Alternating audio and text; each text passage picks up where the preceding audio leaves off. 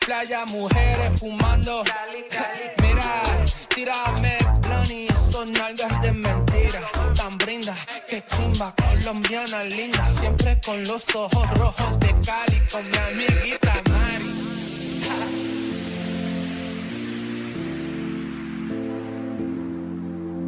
My head's in the clouds, can you bring me back down, boy? I need it. My head's in the clouds, can you bring me back down, boy? I need it. Need it. Need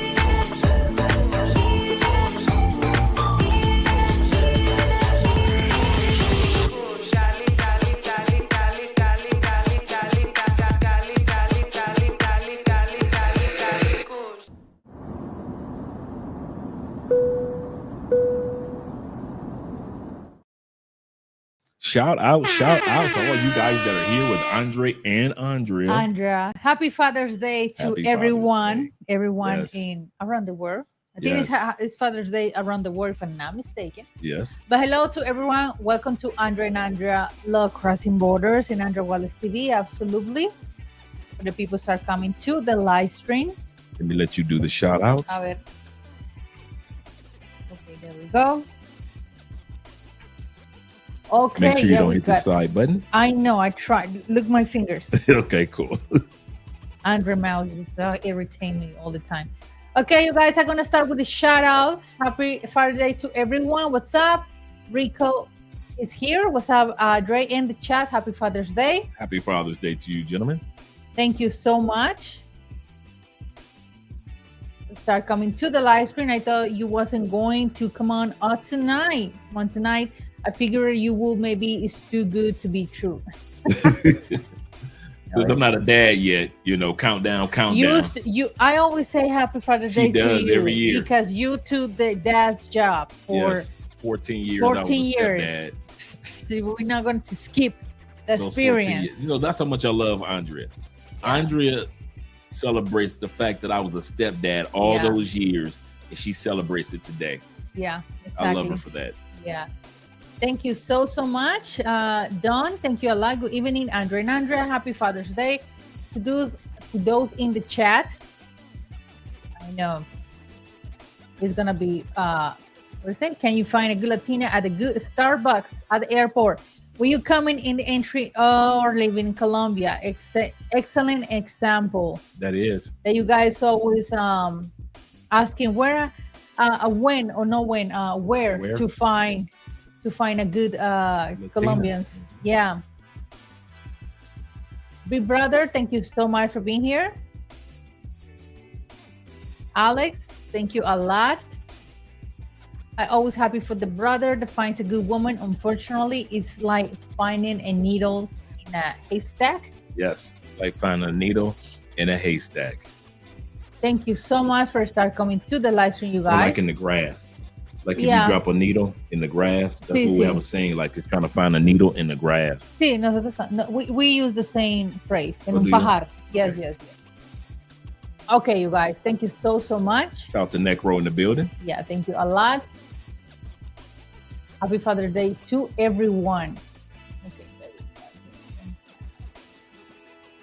there we go. Okay. All right. Now we're getting the intro shout outs. We got 26 people in the building. I know. Shout out to you guys. Give me a second, guys. I see something that's going to be driving me crazy. So I'm going to remove us from the screen for a split second. We're going to be right back. Just give me a split second, guys. We'll be here, but it's something that's going to be driving me crazy the whole night if I don't take care of this.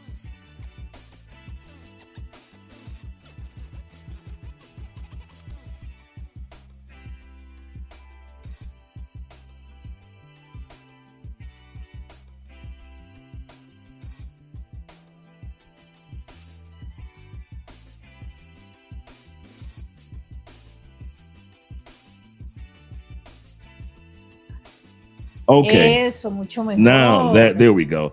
Andrea wasn't centered, and that was going to drive me crazy all night long, having her on the edge. We are not, what's this name, girl? Meghan and Harry. Right. Right. Like this. No. Right. We both are Absolutely. the co-stars. Yes, absolutely. Absolutely. Shout out to you guys. We got a great topic tonight. Really good topic. Got a lot of guys, you know, like we often say, like the one brother says, like looking for a needle and find a needle in a haystack when you finally find that right woman for you. And when it comes to South America, many of us, whether it be a woman that speaks Portuguese or whether she speaks Spanish, or in the case of Guyana, speaking English, no matter what it is, when it comes to Latin women, man, when you finally find the right one, there are certain qualities that will let you know that she is a keeper. If you guys ever wonder what the signs are for many of us that are happy with Latin women, we're going to share that with you, whether she be in the States or whether she be out of the States. Either way, there are certain signs that you can expect of your Latin woman and certain things that she expects of you. It's one thing for you to find a good Latin woman, but it's another thing for the Latin woman to find a good man in you. You know, for example, I was watching today, you know, I love to see those type of cases like 90 Day Fiasco, because that's an example for me. And I know sometimes we put this example for you guys, that sometimes it's not even the girls or the phoner fault. You know, I know, and this is something that I say all the time. Sometimes it's the woman's fault, like she change, you know, when you meet her and everything, or when you marry her and everything. But in this case, I see cases of the American, of the phoner, that he is the problem. Like he is the problem, and it turns really complicated, you know. So I always say, you guys, I'm not generalize anybody, but the part is sometimes it's not even the Latina or the phoner woman faults. Sometimes it's you guys, that you are really demanding, and you guys sometimes you guys need therapy, not another woman. For real. Preach. Why? Because I see guys, I see, no, seriously, I'm not joking about this, but I see there are guys that they marry with a Colombiana, let's say a Afro-Colombian girl, Right. divorce, and you Right. want another Afro-Colombian girl, and trying to, how do you say, to Mold her. mold her, and yeah, like my ex-wife. What's that? Right. Like, for real. And no. I know you guys, because I see those patterns in a lot of guys, like the same chick, the same age, 20-year-old girl, you know, white, long Look hair, just like your high ex. accent. Mhm. What ex? Looks just like their ex-girlfriend. Oh yeah. Yeah. Not our car, so we good. No, absolutely not. Somebody's alarm is going off. Yeah, the same pattern, and then is why this is not going well is because you not fix, or you're not Work on whatever that issue is. work on your issues or standards, or something is going on with you. You know what I find with a lot of guys, and no offense, and a lot of you guys can attest to this. I find, if you want the truth, I find more men that have passports that travel and are having a great time, but they're afraid. I find more fearful men that hide behind their money because they're afraid to get hurt. They're afraid to fall in love with somebody. They're afraid she's going to use them. They're afraid that she's gonna hurt them like the women in the States hurt them. And so the shield is, if I just give the woman in Thailand money, if I just give the woman in Europe money, if I just give the Colombiana or the Brazilian woman money, I don't have to worry about being hurt because she's happy because she got the money, and I don't have to worry about being hurt. So a lot of times guys don't find a good woman because what comes along with looking and accepting a good woman is sometimes the pain of not everybody makes the cut. Not everybody, is the type of woman that you deserve to have, and they don't make it. And so sometimes guys are hurt and they're disappointed, and they like, man, I got my passport, I traveled the world, I did all the partying, I want a good woman, but man, I ain't trying to be hurt. F that. Here, take this money. Here, even treat good women like that. Yeah, that's the part, babe. And you just throw away the good woman just because you don't want to be hurt. I think everyone in life, I think you pass of that, I pass of that. Like, I don't want to be hurt. I don't want to be in love anymore. Or you blame all women because all they are the same. Absolutely not. I used to, and I told you this before, I used to have that mindset, like I was never gonna get married. I think it's really hard to find a man who wants to compromise or wants to marry, and build a stable relationship with me. And all of a sudden, I changed my mind and everything, and in at least than a year, I got married. So the part, you guys, is you need to fix those things, and that's why if you guys know some Espanol or something, I always do a little, how do you say, promotion of my psychology, because you guys, sometimes you need that. You need to fix or figure out what's going on with you, and you don't want to be hurt. I think everyone, we don't want to be hurt, anybody, but that is part of growth. I mean, that heartbreaking moment or season. Season. Seasoning. Andres is seasoning, and it's the same word. You gotta pass to be stronger. You gotta pass to learn. Okay, I don't want this type of chick. I don't want a chick like this. I don't want a chick with kids, or I don't want a chick who is focused 100% to her job. So it's just like trying to find that right balance for yourself. Exactly. But you gotta pass through pain. And one thing that I learned from going through the pain of finding the right woman is that I learned that I don't want to put somebody else through pain anymore. I kid you not. And I never said this to Andrea. Around Andrea, never said this to you guys. One of the reasons why I don't cheat, I ain't trying to see nobody else go through the pain of what it's like to be cheated on. I know what it's like to be cheated on. I know what it's like to cheat.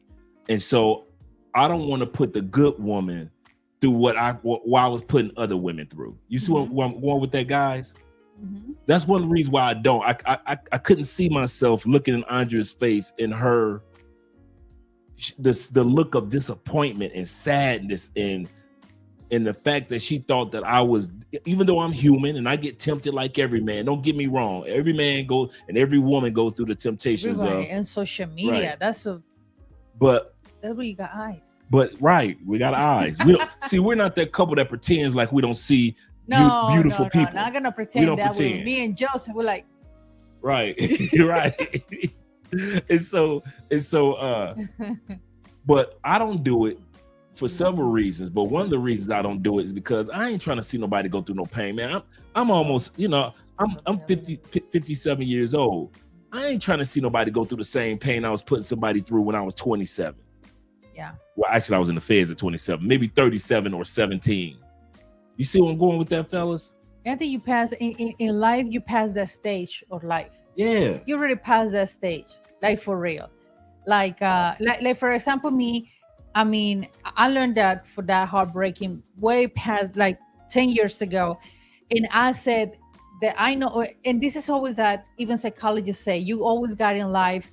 You got 3 type of loves. The one is puppy love. Puppy. Puppy or puffy? Puppy. Not puffy love. Take that. take that. Baby oil, no baby oil. No baby oil. Puppy love. Puppy love. The second one is the one who destroy you, Right. Like for real, put you on depression and therapy. Right. And the third one is your real love. Like that is the one who finally you pass all that BS and finally you got the right one. And and that's where I thought like, okay, the next one is gonna come. This dude's gonna be my husband. So my expectation was like way too higher. Like the next man is gonna be my husband. And I was so focused exactly what I wanted because I passed through all that pain, all that suffer. I say, no, to have what I want, skip this dude, because I like now I'm very focused what I want. And I think it's the same for guys. Yeah, we're the same way. I like what Rico said right there. Click that for me, babe. You can come in cautiously or carefully. Okay, carefully. For me, it's better to pronounce, but be ready for the blessings. Absolutely correct. And that's how we did it. That's why I like how Rico put that, because Andre and I did not just rush in and say, hey, you're the one. We literally took our time, even though I knew within 6 days that she was the one, but I still was cautious. She was cautious. We made sure that, okay, nobody had any diseases. Check. Nobody was crazy. Check. We both had gone through therapy. I went through therapy in the States. She went through therapy here. Okay, we both went through this. We both, our family dynamics. We were so cautious. You guys see us and we're unified. But reason why you see us so unified, because we took our time as far as like, okay, let me make sure I'm not making a mistake and I'm not rushing into something because somebody is beautiful or somebody's handsome or we by intimately we jail or because we get along. Can I be with this person for the rest of my life? When we discovered that, okay, this person has that potential, we even got more cautious because it wasn't like we were looking to throw each other away immediately. We were like, okay, now I really got to be careful because if I'm going to be with this person for the rest of my life, I got to be sure before I get on one knee. And so we both were the same way that Rick said. We were cautious, but expected the blessings because the more we were around each other, the more we were finding we were being blessed. Mm-hmm. Thank you, Timothy, for your donation. Shout Happy Father's Day to do our truly fathers. Yes. Yeah. Shout out to all you fathers out there. Okay. Shout out to Big Cap. Yeah. FBAJ in the building. Shout out to you, gentlemen. Yeah. So it's you guys, it's part of grow the pain. In love life, it's part of growth. It's part of growth because there's a lot of people, for example, there's a lot of people, even women and men, that we discuss this about, and Andre and I, we discussed this case about this policeman who his ex-girlfriend broke up with him, and he got how do you say no sue when you go to police station and you expose the case. She put a restraining order on it. Exactly. Here in Colombia. In Colombia, in Bogota. That happens a month, 2 months ago. And this dude can upset the fact that she broke up with him, and he went to her beauty salon, and delete her on like camera. 10 shootings, delete her, and then he just removed his helmet, a police guy, and boom, that's it. And it was all, dude. We're not saying we described it. We saw the whole thing when he walked in. You know, Colombia ain't got no cut when it comes to their videos. Yeah. He walked in, he kind of like greeted the ladies. How you doing, ladies? Yeah. And she was getting her hair done. He walked right up to her. The nails done. She getting her nails done? And he was calmly. Yep, he was calm, wasn't no arguing or nothing. Shooting. Blah, blah, blah, blah. And then he just shoot himself. The lady that was doing his nails, she walked away. All the other ladies that were sitting there kind of like separated, they already knew kind of like he wasn't coming for them. He was coming for her. And he put those hot balls in her, blah, blah, blah, blah, and took his helmet off calmly. Mm-hmm. He was calm through the whole situation. It just. Yeah.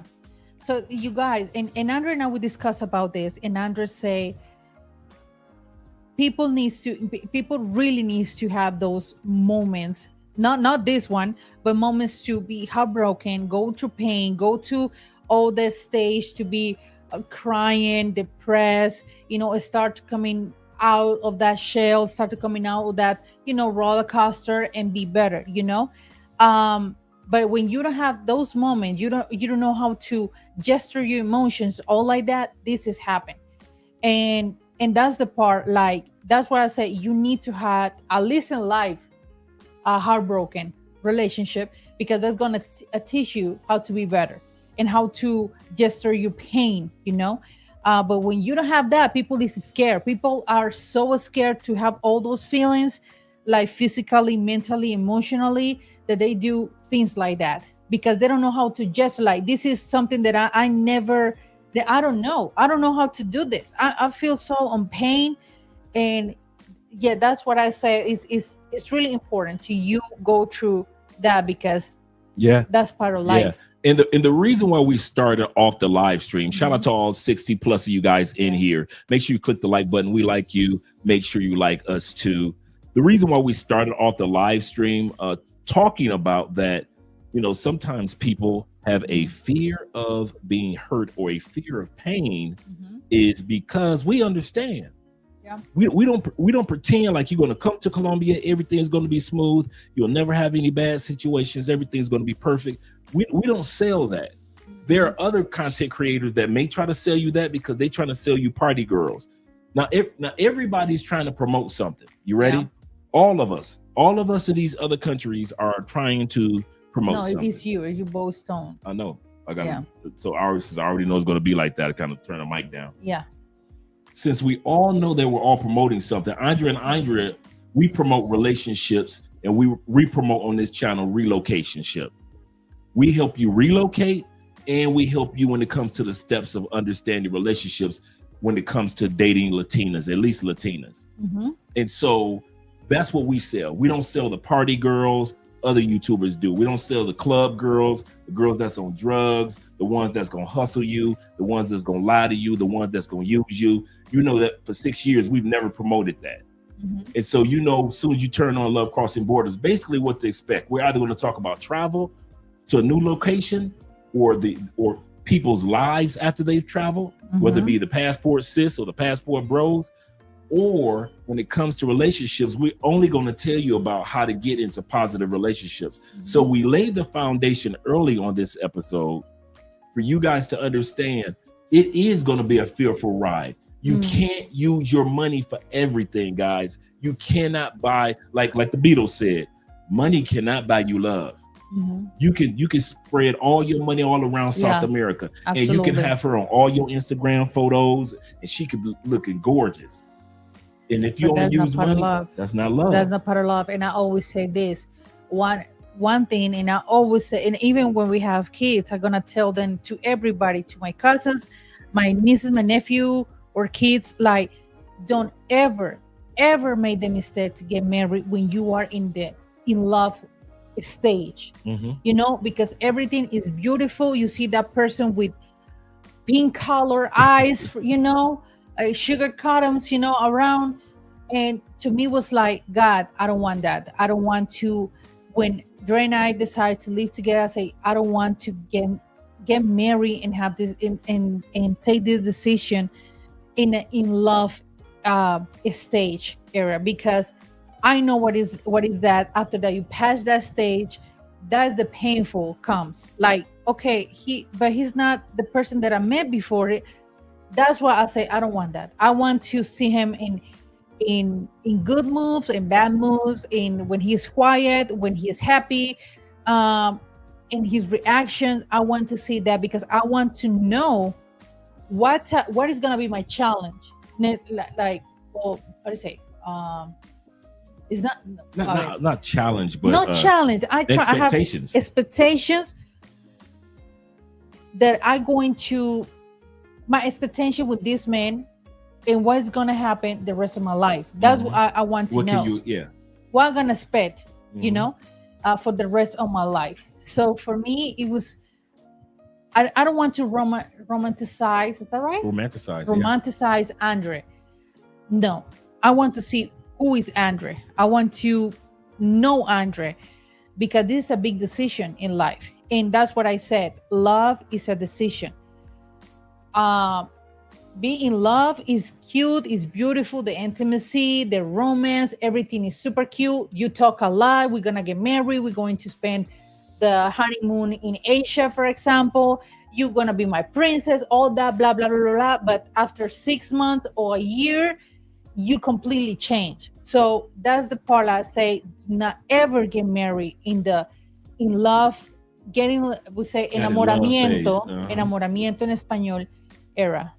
That's a big mistake. That's a horrible mistake. Yeah. A lot of women had their kids during that time period. A lot of women suffer after that. Like, oh my God, I never know that you were a smoker addicted, or you were alcohol addicted. I didn't know about that, or I thought that it wasn't serious, or you got a game addiction. A game addiction. So this is really serious.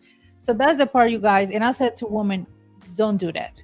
Like, wait until you pass several scenarios together and everything. That's a good point. Yeah, several scenarios together, because in a perfect example, I think it was before married that we got the first discussion, and I was so angry with Andre. When Ace arrived, I was so angry with Andre.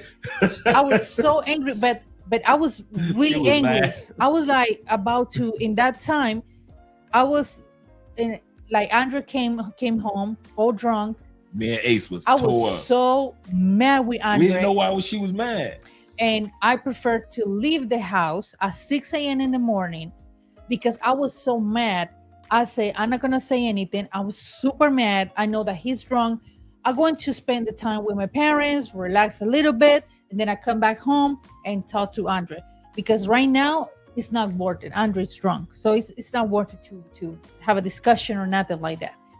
And I told Andre why I was angry. And he finally understood. And I said, I'm not angry because I'm angry. I'm angry because there's a scenario behind that I don't want to live in this Right. relationship with you. Right. I don't want a husband, this, that, because I passed the same things with my dad. So I don't want that in my life. That was my first red flag before finding a man. So Andre understood, and we discussed about it. And since then, we never have that situation or that discussion about alcohol or nothing like that.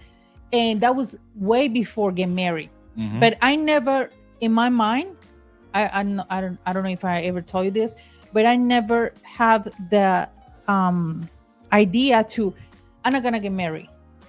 No, I never had the idea like, you know what, I'm done. I'm gonna leave and I'm not gonna get married with him. No, I was like, I'm angry and I need to talk about this with him because can't happen anymore. Can't happen anymore. So you guys, that's a perfect example. You need to see those. And she was hot, dog. Yeah, I was super mad. When she came back home, she was hot. Yeah. But she sat down, and this is important, guys. This is very important because we're going to talk about this tonight. She explained to me why. Because, man, she knew, me and Ace was going out to party. It was our first time at Club Living. We just went out. I think we stopped at a strip club for a second just to ask the ladies where Club Living was. We were I kid you not, we was at that strip club maybe 2 minutes. Because as soon as the lady said, Club Living is down the street, me and Ace stood up and walked right out the door. We just wanted directions. And so we had a great time at Club Living. We come back home. Now mind you, it's like 3:30, 4 o'clock in the morning. So I can understand that we coming in the house kind of late, right? Andrea gone. She gone. She hotter than fish grease. She done went back to mom's house to cool down. Yeah. She comes back later that morning, and we sit down, and I'm still confused. Like, what you hot about? I didn't come home drunk in the sense of like throwing up all over the place and like that. So I'm looking like, okay, what's really going on? So I sat back instead of acting like a lot of dudes. Oh man, you tripping? No, you tripping. I sat back and Hell no. I sat back and I listened to what she had to say. She gave me a lot more clarity in regards that it wasn't about me. It was about certain experiences that she experienced growing up when it comes to alcoholism, that she was like, listen, this ain't for me. No, I'm not gonna have this it. scenario. Andre's like, this is not going to be happening in our home. And I'm like, but then when she broke it down, I was like, okay, cool. I see where she's coming from in regards to that. So I showed her I ain't no alky. You know, just because me and Ace go out one day, man, me and Ace walked around the house like we was two little kids for like 2 or 3 days, dog. Ace looking at me, hey, Dre, did you talk to her yet? I ain't said nothing. You better talk to her. Me and Ace, I kid you not, me and Ace was like, we're never going to forget Ace's face. We both were in the house eating quiet, drinking quiet, nothing but water. But you gotta talk about, babe, because that's the thing that you gotta talk about. To build a solid relationship, you gotta have uncomfortable conversations. And we understood. It was when she explained it, it gave me and Ace a lot more clarity of why she reacted the way that she did. And I could understand it because I grew up with the same scenarios of drug addiction in my house. Exactly. So you guys hear my story. All I grew up was around people and family members and the people who they knew were addicted to drugs. So I understand I wouldn't want somebody in my home that showed even an inkling of a sign of being a weed head or coke head or something to make me feel uncomfortable. And so Andrea was like, okay, let me see these signs. And so we had that conversation, and we ain't never had that conversation again. We've never had to have that. But we gave each other clarity. And I told you this story way before. Like I said, I skipped a guy before you because he used to drink a lot and have multiple accidents in car accident. And I say, no, dude, I'm sorry, but I can't even build anything with you because you like drink a lot, and I'm not going for that. I'm not going to be worried about. No, but that's the part. Like I have so set up that red flag with alcoholic. I say no. My husband, since I was a little kid, no, I'm not gonna deal with that. I'm not my mom. I'm sorry, but I'm not gonna deal with that. Right. Absolutely correct. Yeah, I agree with that. Okay, for day, thank you so much for your donation. What's up, Andrea, in the chat? Keep it 100. I just hear for Andrea about Steve. Y'all show me no love. He said, for real. For real. Thank you, Cash Out Black Nubian. Shout out to my man Black Newbie, them Canadian boys. Wrong one. There we go. Got where I'm from. He said, oh, Canada. Okay, T-Mac, thank you so much. I also think that you can expect anyone to change who they are. True. You have to be able to accept a person with all their faults. If you are forced to someone to change, it might be temporary or cause resentment. Yep. Thank you, babe. One thing, T-Mac, what you said is right, absolutely. The thing is, you got to change yours. If you know that you got your issues, you got to do your own change. You can't expect someone to change. Like you said, she or he needs to change. Like you see that, for example, this smoking addiction gets you sick. I'm so tired to ask you to quit of that if you don't quit yourself. That's true. Shout out to Canadian bro in the building. One of the things that guys have rarely talked about, Andrea, and you just kind of like brought my attention to it. Most dudes don't, especially those of us from other countries, don't think Latin women in South America will tell us no. You do realize the good women will tell you to get the hell on. And I want you guys to really let this sink in, because I don't think anybody's told you guys this. There are women like Andrea that will tell you this ain't gonna work. You can go about your business. I know you got money. Cool. You retired from the military. Cool. You seem like a cool dude too. Cool. I'm gonna let you go, player.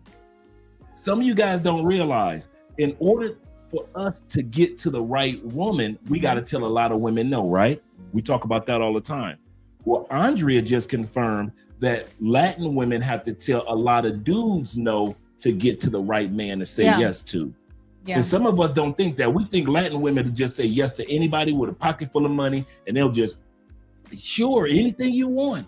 You don't realize the good women will tell you no and tell you to get the hell on and do not call them, text them, get off of their, do not hit them up on WhatsApp, do not be hitting them up on Instagram. Why are you stalking me? Good women will tell you no if you don't act like you got some sense and you think that your money is going to buy her. No, babe. No, babe. That I think maybe because a woman or this type of woman who needs the money, or she doesn't give me a damn. Mm-hmm. For real, she doesn't give me a damn. But when you have a standard, when you got experience, you already know what you want. True. Absolutely true. You True. already know what you want. That is so true. We haven't even hit the topic. I know it's gonna be an hour. I know. And we're still talking about the intro. Let's get started with the nice topic. Okay, then we're gonna read the comments. The right woman. You finally found the right Latina, whether it was in the States, whether it was on the islands like DR or Cuba, wherever you met her. Cuba. I know, right? Una cubana. I know the Cubana. Cubana. Uh-huh. And no matter where you met her, South America, whether it be in Thailand, Philippines, you met the right one. Finally. But there are certain things that you should expect, or you're going to be noticing that the good one that you finally found will showcase. So we're going to be talking about 10 things that you'll notice with your good woman that you didn't even notice in any other woman. And that's what makes your woman so special. Mm-hmm. Okay, you guys. So the number one is she is more family and friends oriented than you. She knows how to balance her time.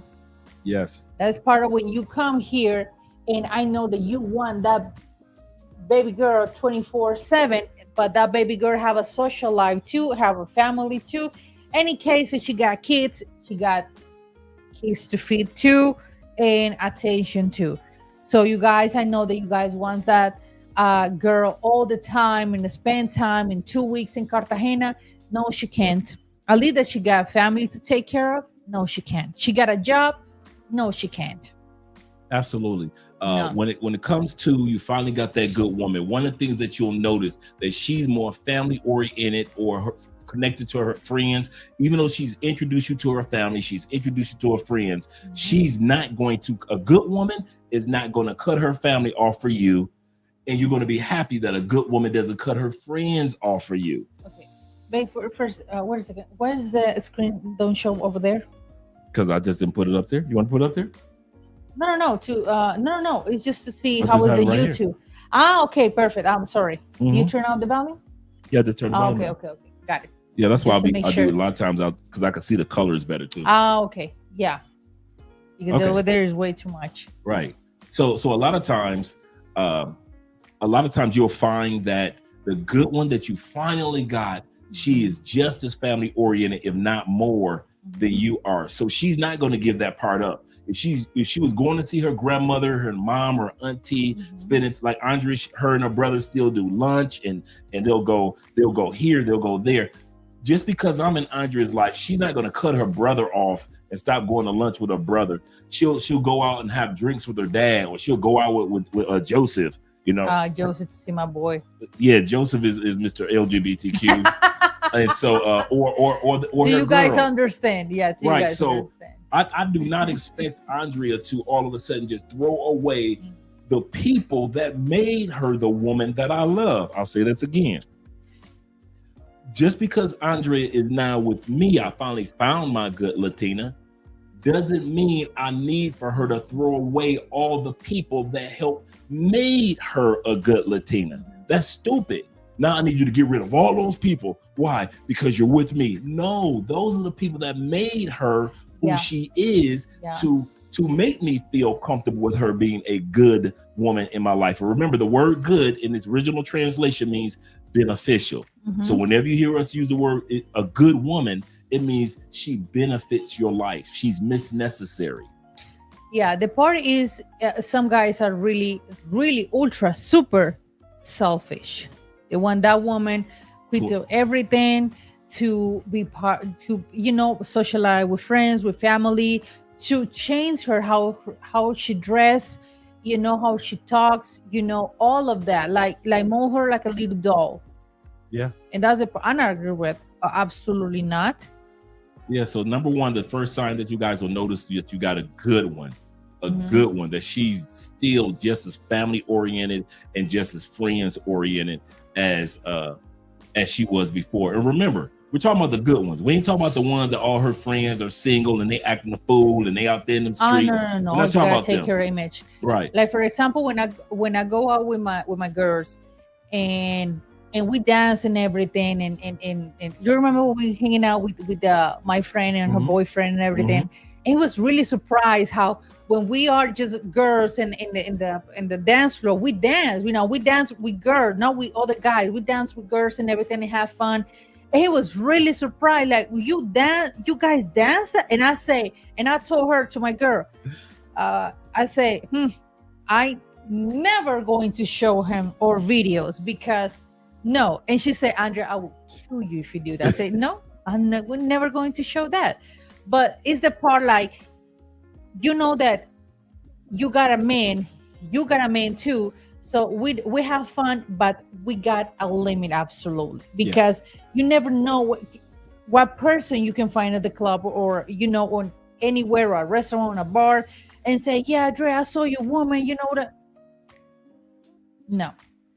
So yeah, that's the part to balance and know how to manage your behavior.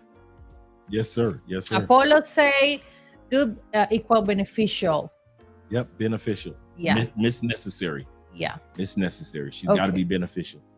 Okay. Number 2. She knows it's not about her, but it's not about you. It's all about building together. Absolutely correct.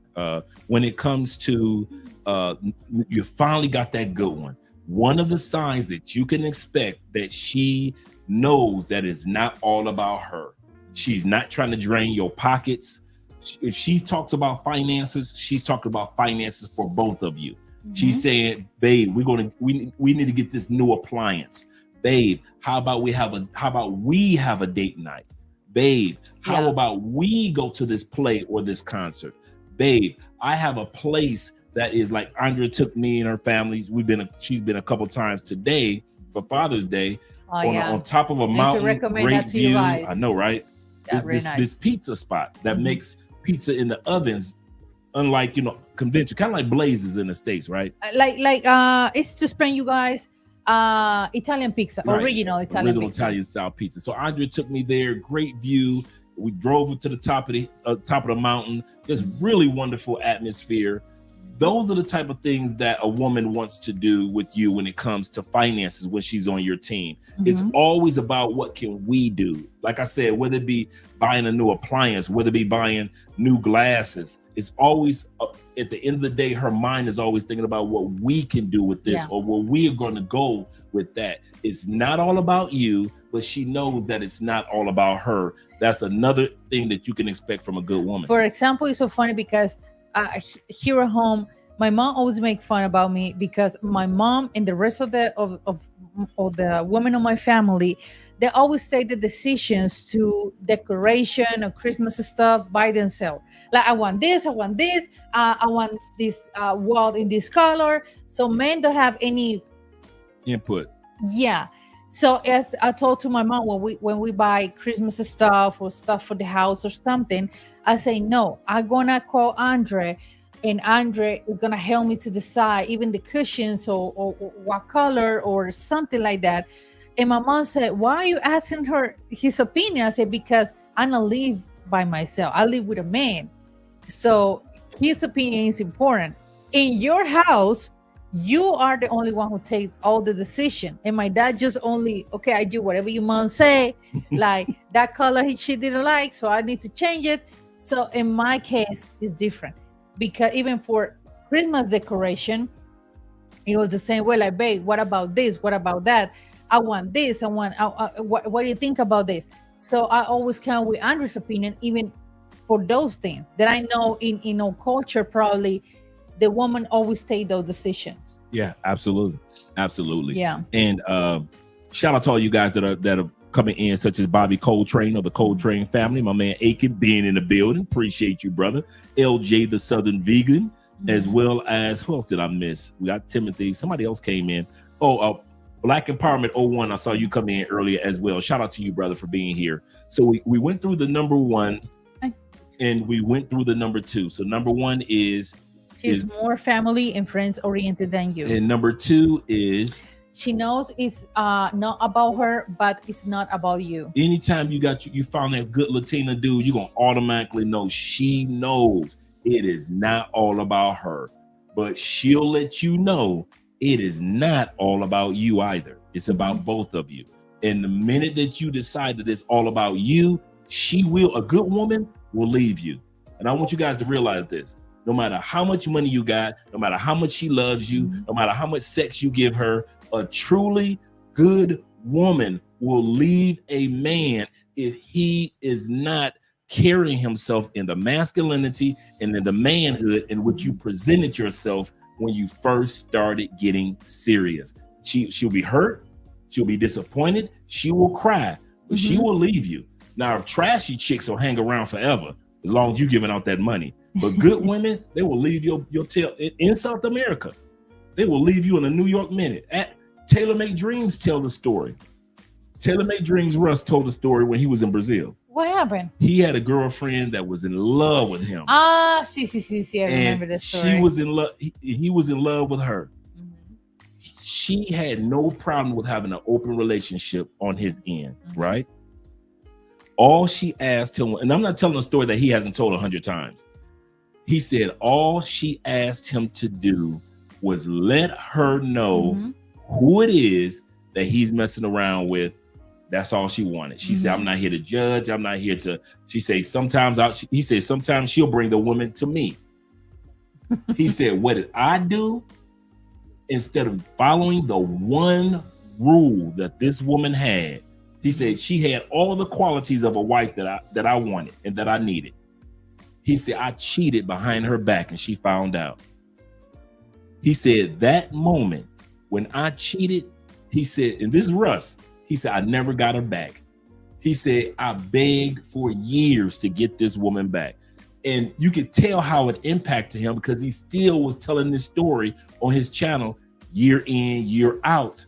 Because once you have that good one and you break that rule, whatever that is, she has no problem with leaving you, even though it may hurt her. So don't just think just because you got a few dollars in your pockets, fellas, that a good woman is going to stay around you because she lives in South America and you live in the States or UK. A good woman will leave you in a minute. Trashy women, they'll hang around forever. Yeah, absolutely. Okay. We got here one comment, and he's T-Max say, I have to admit that out of all the women that I have interacted, thank you.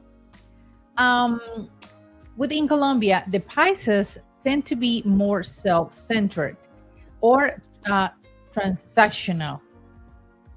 Transactional mean here I give you the money, you give me time or sex or energy or attention. That's what I said. Don't fall in love in Medellin. When I saw an article and say Medellin is one of the #1 places to find in love, me on the comment section, hell no, that's a big lie. They tend to hang out as long as they can gain something. Wow. Yeah, Medellin is not for you. Wow. I know, Timmy, what you mean. Right. Okay. Yeah, right. The next one. Número 3. Número 3. Marriage is not her only goal in life. Good woman have plans long before she met you. Yes, one of the things that you're going to appreciate now that you've got that good woman is that she had plans for her life long before she met you. Yes, she's glad that she's in love with you. Yes, you're glad you're in love with her. You might even be thinking about jumping the broom. That means getting married. Jumping the broom or just being in a long-term relationship with her. But at the end of the day, she did have a life. If she's a good woman, she did have a life before she met you. Before you ever got off a plane or even thought about getting on a plane and coming to Brazil or coming to Peru, That woman had things going on. She wanted to do this with her life or that with her life. She wanted to accomplish this. So marriage is, for Andrea, is one of her goals that she wants to accomplish, such as marriage is one of mine, but it is not the whole definition of Andrea. No. A lot of people make the mistake and think that you and I are joined by like we say in the States, joined by the hip like twins, and that and that we don't have our own lives, we don't have our own dreams, we don't have our own a time, we don't have our own. You guys, it's literally the opposite of what you guys, literally it's literally the opposite of what you guys might think, because at the end of the day, we don't spend every day up under each other. Andrea has her goals, her life, her plans, and I have my goals, my life, my plans, whether it be writing the books or other things.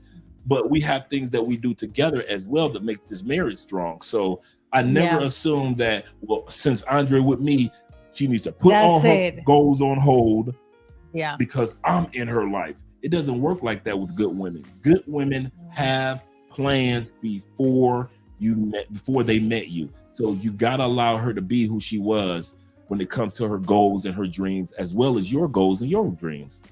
Absolutely. I think, and I will discuss today, and I say, Shout out to Kubi. It's not the only goal in life. It's part of one of your goals in life, like part of the group that you want, but not the most important. If I'm not getting married, I not feel a happy woman. No, even with kids, I always say that. I mean, it's personal for me. It's not my biggest goal in life. I always say that, but it's part of my.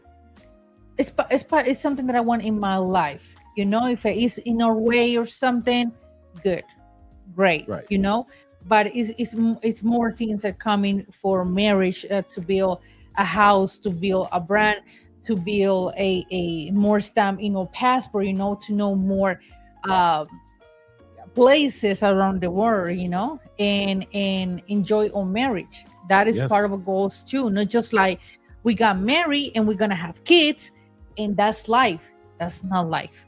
That's not life. I mean, to me, it's not life. And perfect example, like my mom. My mom now, she wants to enjoy her life. She wants to travel everywhere. She wants to see more things.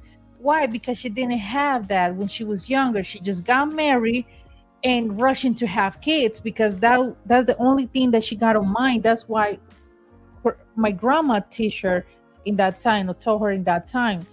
And that was 30 years before, or back in the day.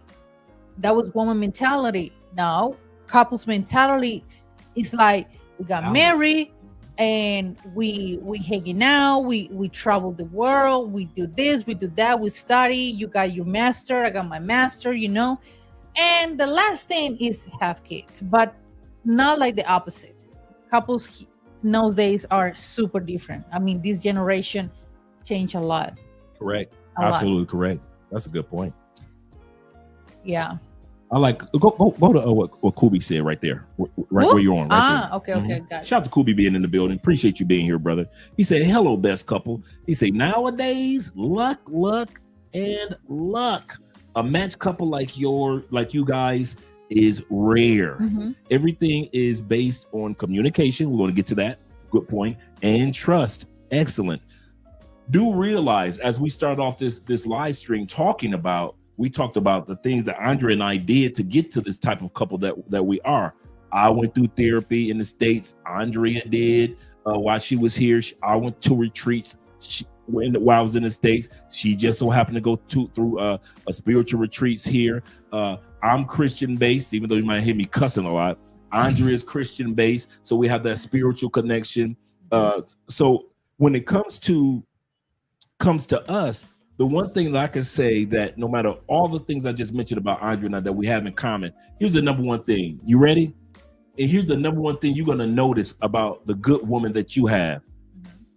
All you guys that got good women in Southeast Asia, all you guys that got good women in Africa, all you guys that got good women in Europe, in the States, in Canada, in other places, you're going to notice this common thread.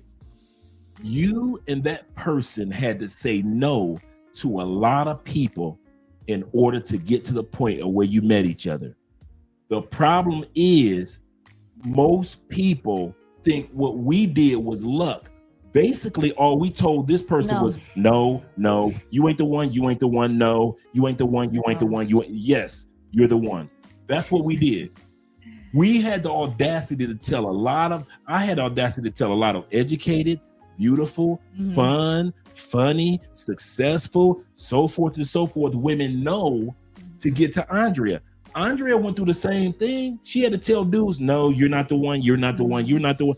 All you guys that got good relationships, your girl had to tell a lot of dudes, your girl had to tell a lot of guys, no, just to get to you. And a lot of guys don't know how to tell women no. In the middle of their journey, they'll tell the wrong one yes. And then when you get stuck with the wrong one, all Colombian women are bad. All Brazilian women are bad. I can't stand the women in Thailand. I can't stand they must be all lady boys. It's always an excuse.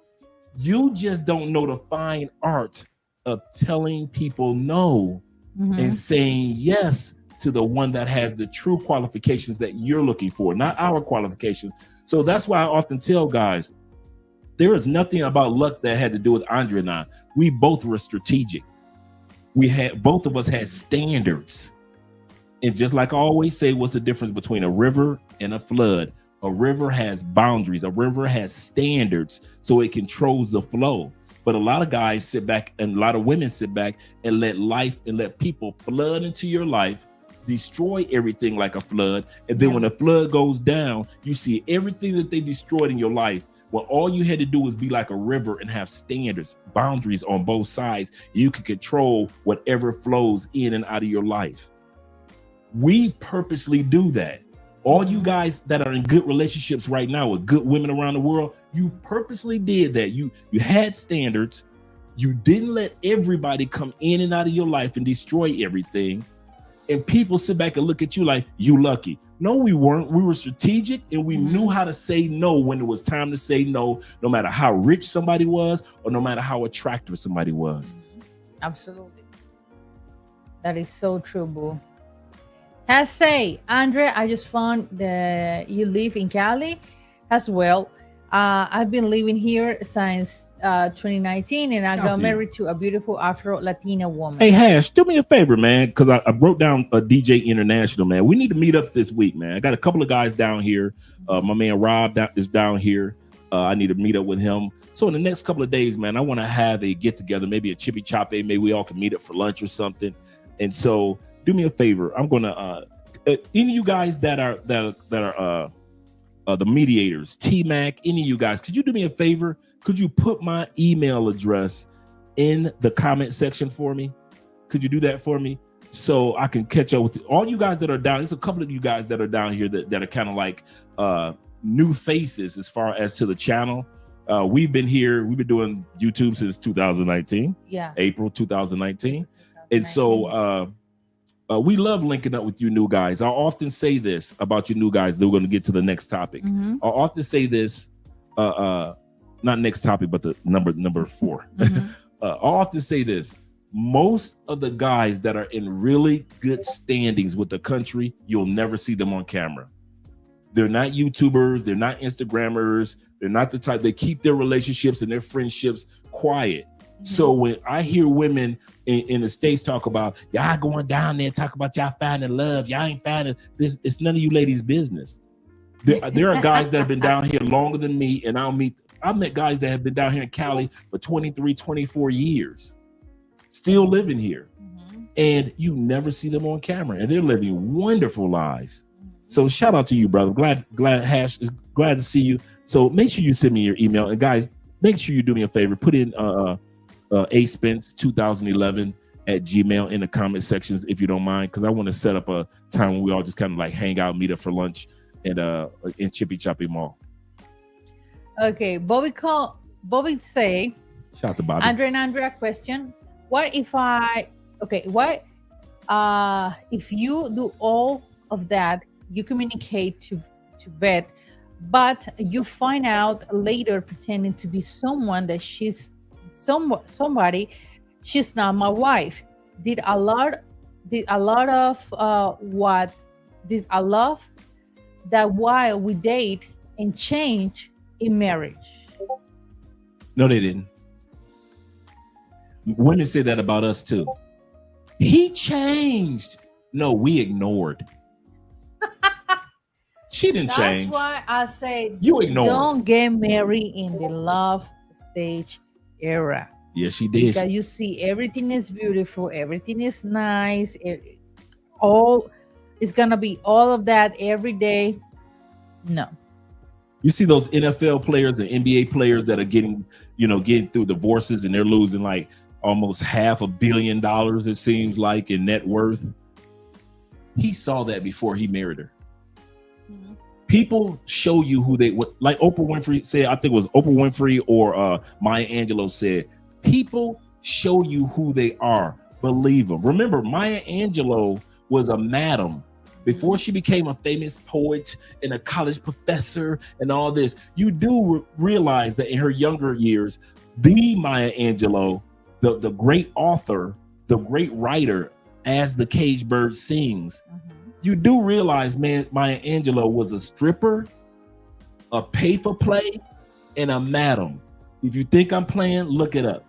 When Maya Angelou was young and she was sexy and hot, see, we know her as older, 40, 50-year-old Maya Angelou, the thinker.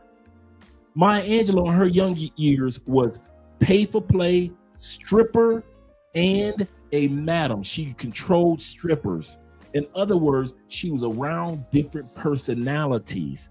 And that's why she said, when a person shows you who they are, believe them. Don't ignore the red flags. Like Andrea said, don't let the butterflies be all in your eyes and say, oh man, she's so, no, nobody's that perfect. And so Andrea and I are, if y'all want the truth, Andrea and I are basically, except for growth and maturity, we're basically the same people we were before we even decided to get married. I think I know you better right now than I used to know you when we got married. I do too. I think I understand what your family was saying about you more.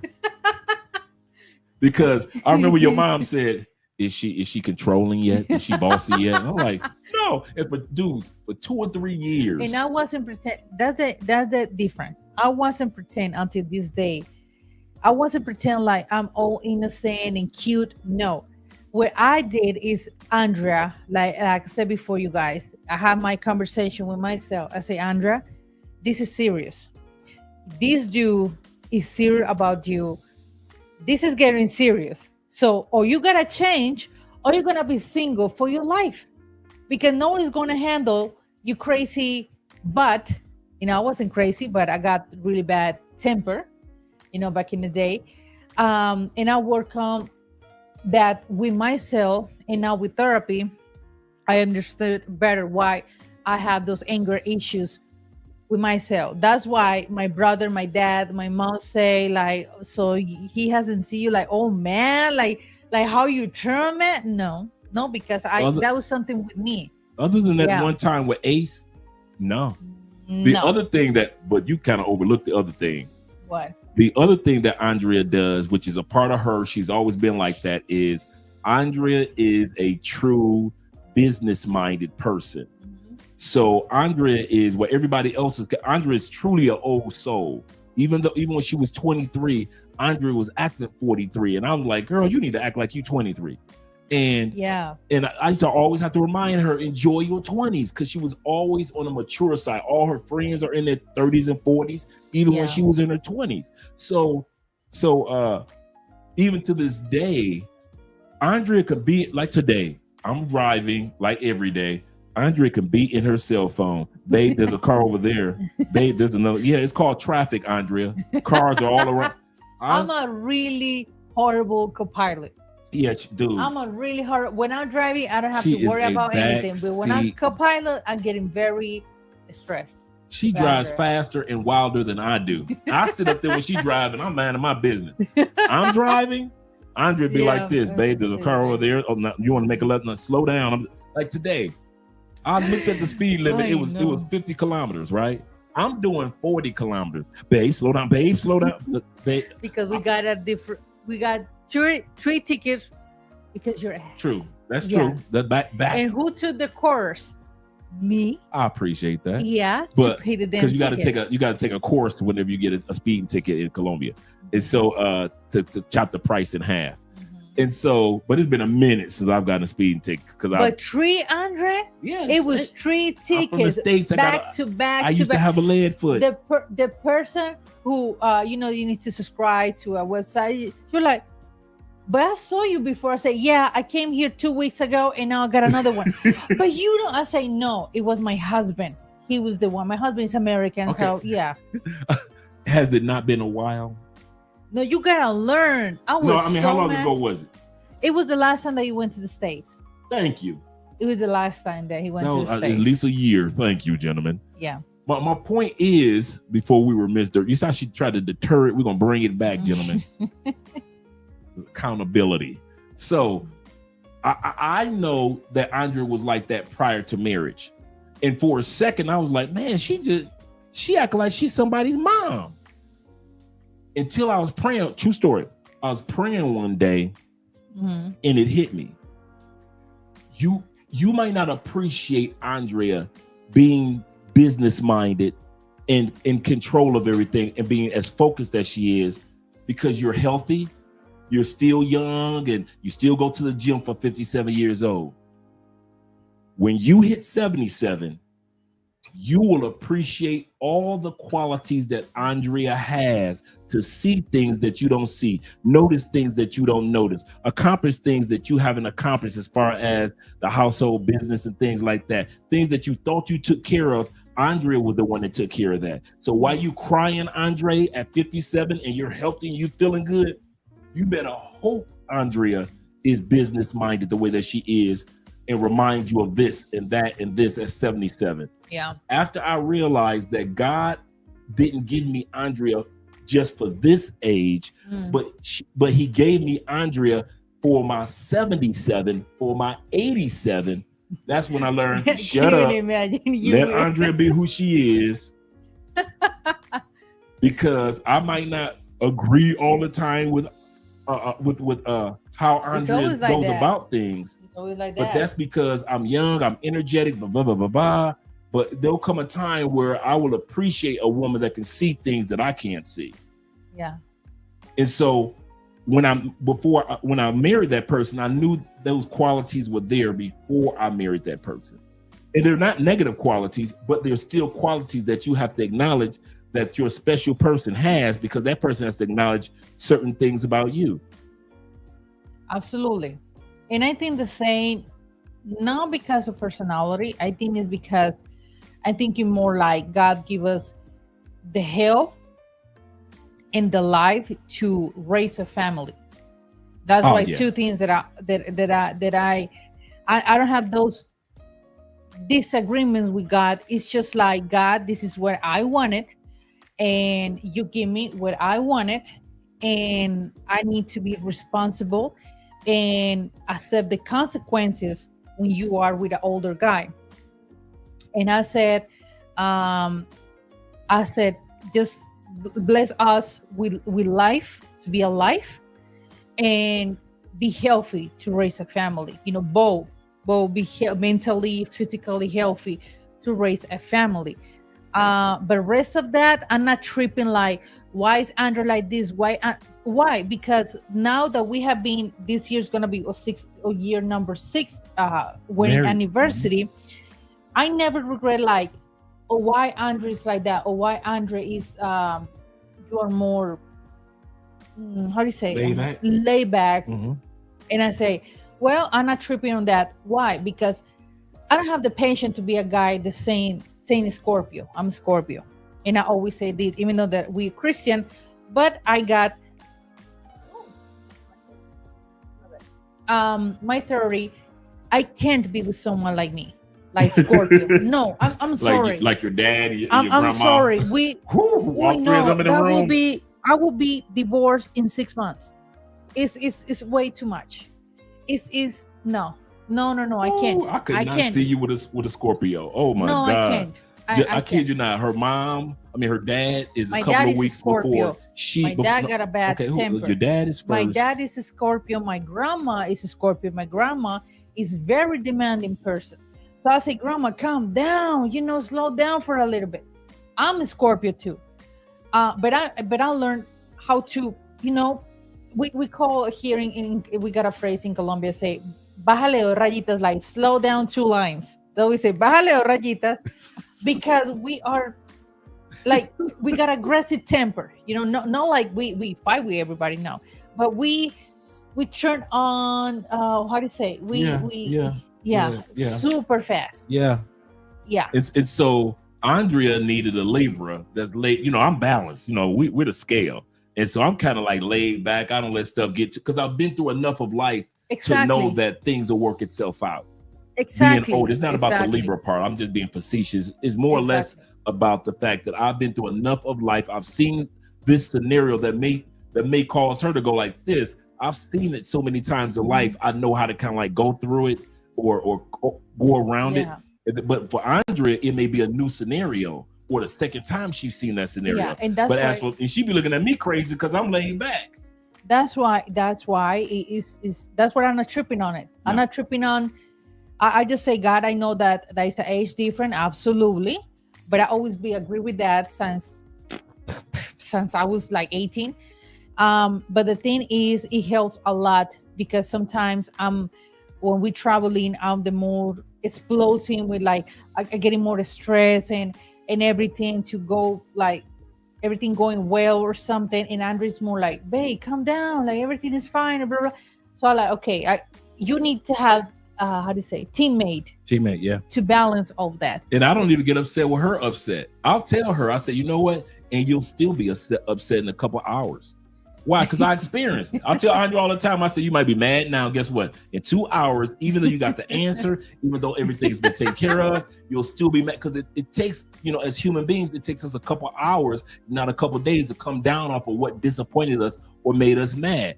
I know that by way of experience. Mm-hmm. So when Andre get riled up every blue moon, I'll sit back and I'm like, and she's like, why aren't you mad? And I'm like, no, it's gonna be fine. Because I'm solution oriented. The problems don't move me. I learned the human brain works one issue at a time. So you have a choice. You can focus on your problem or you can focus on the solution, but the human brain doesn't focus on both at the same time. So I acknowledge problems or challenges, but I don't focus on problems or challenges or disappointments. I'm solution oriented. Got a flat tire. Cool. I'm not mad about the flat tire. I'm focusing on changing the tire.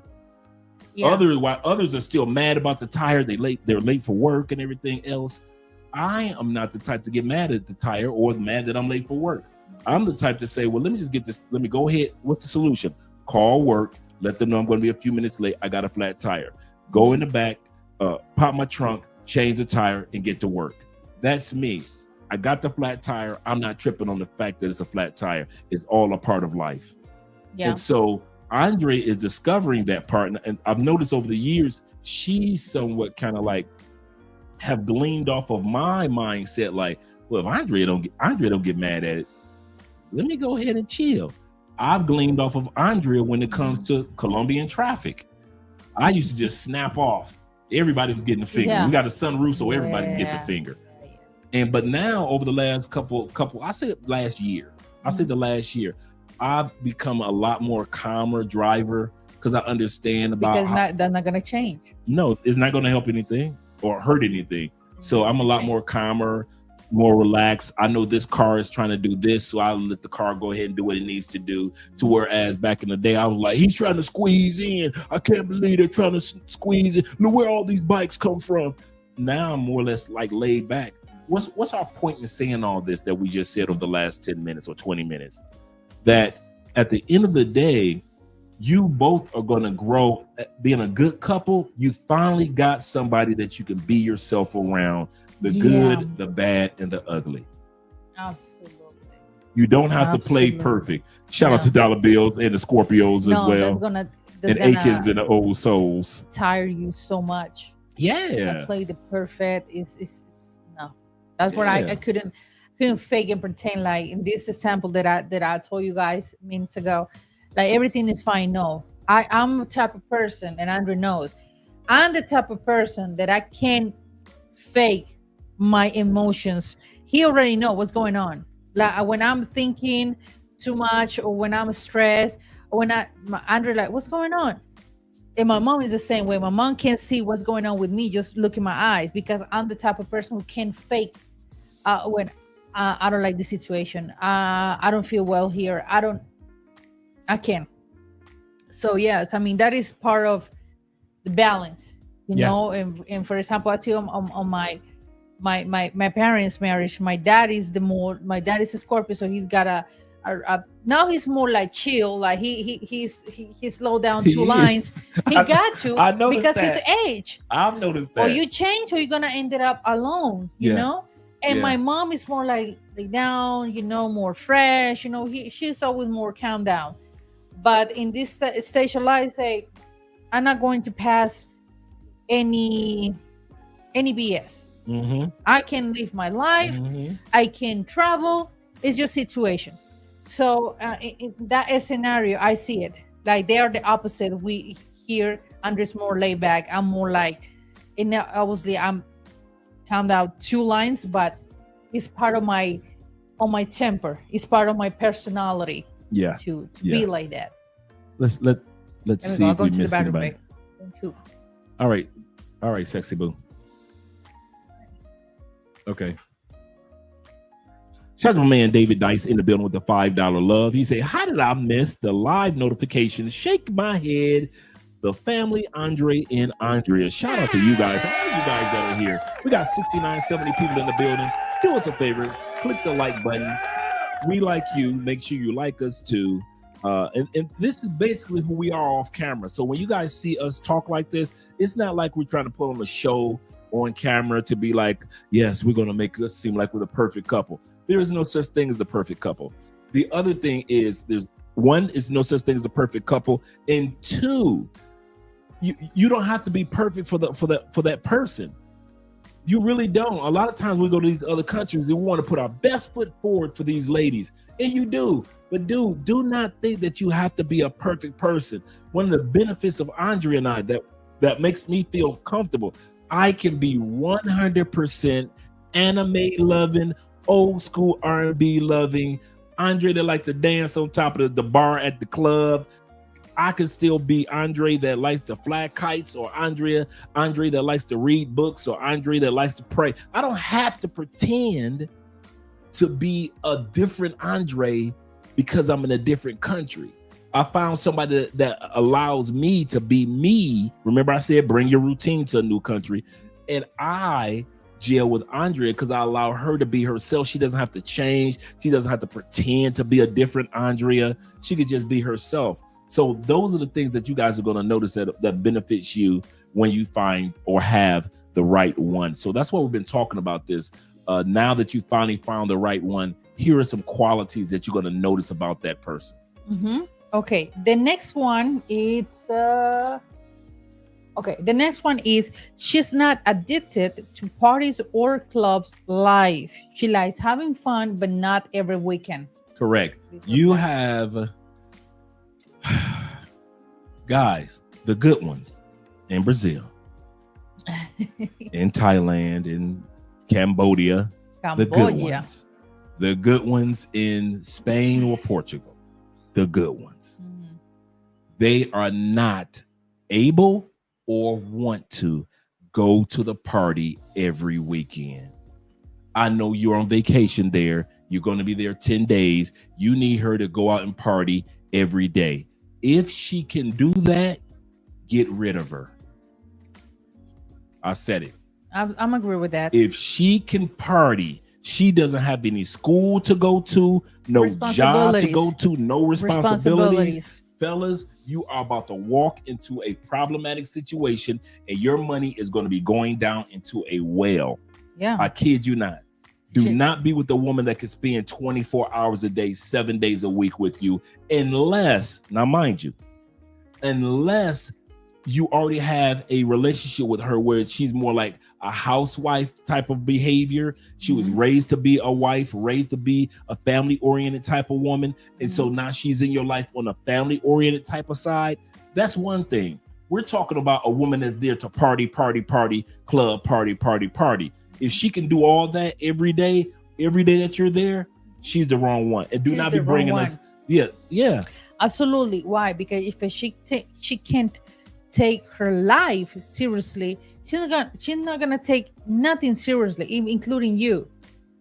Right, because we realize there are some women that are raised to be more of housewife, and so we're not talking about those ladies. Those they could fall in the good category. We're talking about the women that every weekend that you want to go out, she has the ability to go out. If you want to go out on a Monday night, here she come in the Uber, dressed to the T, ready to go out. No, she is not the one, fellas. She's a good party girl. She's a good pay for play. You're on vacation, so it's cool. But don't be coming and talk about I met a girl in DR, man, she the one. How was she the one? And she was able to go to a party with you for 6 days in a row. She is not the one. She's a fun one, but she's not the one. I can say the human brain doesn't fully mature until roughly around the age 25, 27, according to psychological studies. Party all the time. We are seriously party. That's all like the she time. wants to kill me. I can do that. Right. Even I can't pull that one off. No. I don't want to. And even if I sat back and you guys came to town 7 days and I came and I hung out with you guys, I can hear Andrea saying something. But I can hear myself saying something before Andrea says anything. Like, dude, why are you out here partying 7 days? Man, I could be doing this. I could take care of this. I should be finishing off this. So my mind is not even like that. And Andrea's the same way. Andrea's not a... I don't have the energy anymore to do that. Andrea go out. If Andrea give you 2 days... 2 days way too much. Andrea in that rocking chair in that living room. That's the next way too much. For the next way 2 weeks. Too much. No. No. Yeah. No. I used to do that before getting married. Now I can't. Yeah. It's way too much. Okay, you guys. The next one is she is willing to grow with you. You both will change over time, but she still wants to be with you. She still wants to be with you, even though you're going to evolve. Man, you met her when she was 25. Now she's 30. She met you at 42. Oh, that's you. I thought it was earthquake. That's you rocking my chair while you drinking some water. I'm looking like, you see my face change, guys. Did you? I'm like, what the? Another one? And so, no, sweetie, okay, you got to calm down. You met her at 42. I'm used to it. Now you're 47. And you're different because you're about to crack 50 in a couple years. She's cracked 30, so now she's a new woman. But she still wants to be with you. You still want to be with her. Remember, guys, you want to... One of the signs that you have your good one is that you can see yourself with her in every stage of life. There is not a stage of life that I can't see myself with Andre in. Whether I ain't got it, or whether we got it all, whether I'm in my 50s or whether I'm in my 60s, I can see myself with Andrea. And I mean, truly see myself with this woman on my side. That's one of the benefits of when you got a good Latina, you're going to be able to do the same thing. There is nothing in life that you won't be able to go to. If something happens to Andrea, she knows Andrea ain't going nowhere. I ain't going nowhere, bro. And I'm talking about the worst of anything that can happen physically. We get this. I don't know. Somebody, you know how people put stuff right on the windows. What's that? Be careful with these things. Like for example, be careful. No. It's a club thing because they put drugs in the yeah, they do put drugs on the cards. You just touch it and that's done. Yeah. So yeah. I got about 2 or 3 of those. I use those for bookmarks in the books. If someone puts something in the car, a paper or whatever, tied to not touch with your own hands, trying to grab something or a little stick or whatever, but don't touch it because that's very careful. That's very dangerous because people put drugs on those things and just to on the business cards. Yeah. Okay. Okay, continue. Sorry. So I forgot my train of thought, but at the end, If something happens to me, you're not anywhere. That's what yeah, you yeah, said. I'm not going anywhere. I'm good. And some of you guys may sit back and think like, you gotta be prepared when you got a good relationship. And I mean this, guys. Life throws curveballs Mhm. that you don't expect. We've had our share. If you guys think that everything has been smooth for me and Andrea, and we ain't No. never had no curveballs, we ain't never had no storms, and everything has been good, dude. The reason why you see us on camera so close, so much in love, so into each other is one of the reasons is because we've overcome so many storms. And we were talking about further storms that's coming down the turnpike when we got loved ones that pass on. We haven't experienced that together yet. So that's a storm that we got to be able to go through. The nervousness of having your first child and making sure that first child is healthy. We haven't experienced that yet. So that's another challenge to go through that we're going to be going through someday. So all these things, you have to tell yourself that the woman that you're with is not only for the good times. No. But she's there with you as you grow and as she grows, but she's still willing to grow together with you. Mm-hmm. Tori say, I want a good Latina, but honestly, they scare me. They look so good and be having that body that I'll be thinking I will be dead in 3 years. I'm going to tell you something. Y'all want the truth? This straight dude talk. Let's say Andre in the room. Mm-hmm. Bruh, your finest, and anybody that's with the Latina could tell you this. Your finest Latina, fine. She fine, right? Bruh, Bro. she wear pajamas just like everybody else. She gonna wear her shorts just like everybody. She gonna put that hair that you think so long and luxurious, man, she gonna put that thing in a bun. Andrea's not in the room. Oh, I'm talking to you fellas that know about Latin women. She gonna put that thing in a bun. It's gonna be looking all crazy and everything. She might not have no makeup. Fortunately, I love my wife without makeup because she got freckles and everything, right? And so she got the big baby cheeks too, but in the Asian eyes. But my point is, no matter how fine she is, you're gonna realize that you're the finest of the finest. Colombiana look like a regular woman. Yeah. When she's at home, they get dressed to go to the store, yes, to go pick up the kids, yes, when they're out and about with family, yes, when they're going clubbing, yes, or on a date night, yes. But when they at home, man, Colombian Latin women are just like any other woman. They want to be comfortable with their comfortable outfits on, or shorts or whatever it is. Dude, y'all just do not realize that what you see in public is one side of Latin women. But there's another side of Latin women. They just regular everyday women. Mm-hmm. Regular everyday women. That's one thing I can guarantee you. You will see your Latin woman, you be like, man, she is fine. Oh my God, she's old. Then when you see her at the house after a couple months, you look like, you got your hair up in the butt. I thought your hair was always flowing every night. I thought it was flowing every night. No. Yeah. Okay, we got a comment here. You read that for me, please. Shout out to my man Brazil or Brazil or Brazili. Brasileiros. Oh, Brasileiros. Thank you very much. Okay, this one.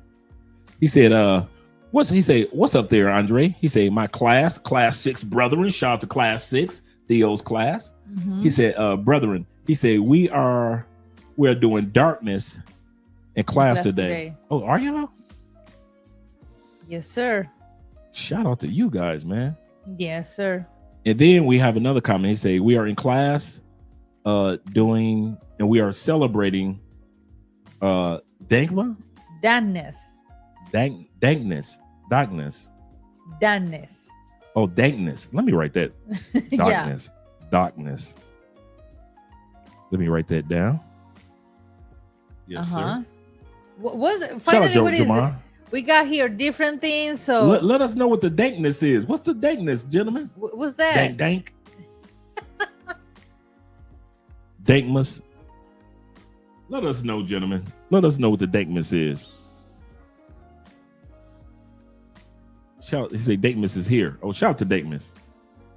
He said, Mary date Miss Andre. Okay. He say, Dank, that big chick all over the oh, I got you. I know what you're talking about. You're from Detroit. Them 313 boys, you already know how we are. You better back the fuck up out my face, goddammit. I'm from Detroit, Michigan. Don't play with me. Don't play with the Detroit boys. Shout out to you dudes. Make sure you do not misspell Colombia. It's 2 O's, no U. Absolutely. Shout out to Mad Dollars in the building. Shout out to you. Yeah. Them Canadian boys. Tio told us to sing you that. Oh, did he? Okay, cool. He said, oh, Canada. Cool. Shout out to Theo. Okay, we're gonna because yeah, let's continue on. What number are we on? We are number 6. Okay, we're gonna try to make it to. We're gonna try to stop it at 2 hours, guys. So we're gonna try to make it through at least to number 9. Yes, sir. Okay, the next one is she is a good communicator. She knows when and what to say while being a good listener. Absolutely, good communication. Have awkward conversations. Yes. In all stage, because that's like I always say, emotionally, financially, intimacy, all awkward conversation that you can. What the? That's Dangmas. Oh hell no! Quiet Storm. You're wrong, brother. You're wrong.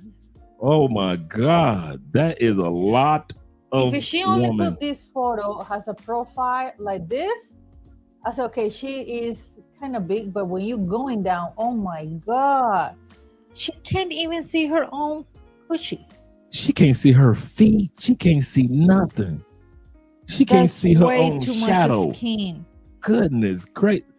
Okay, guys, we got it. Shout out to man 0 milligram being in the building. She's from Detroit. Is she from the D? She must be from the West Side. East Side in the house. She must be from the West Side. No. Let me get a shout out to the brethren on the Cash App as well. Whoo, Dangmas. You guys just scared us. That's way too much. That's a lot of women. There's a lot of women. And shout out of women to, that you don't see here too much. I know. My name Necro with the $5 love on the Cash App. We appreciate you, brother. Really do. Yeah, you find every once in a while you find a big girl here in Colombia, but you ain't gonna find them like that on a regular. No. Oh my God, the girl that Uber wouldn't let her ride. That's the girl. I didn't know she was from Detroit. Oh yeah, it's the same thing in Argentina.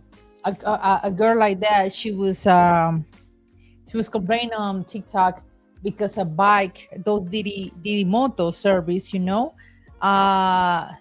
said he didn't want me to take to my job, and the dude say, I'm sorry, but she's too big. Like I can't, my bike. No, I mean, it's just common sense. And I say on the comment section, I say, that's common sense.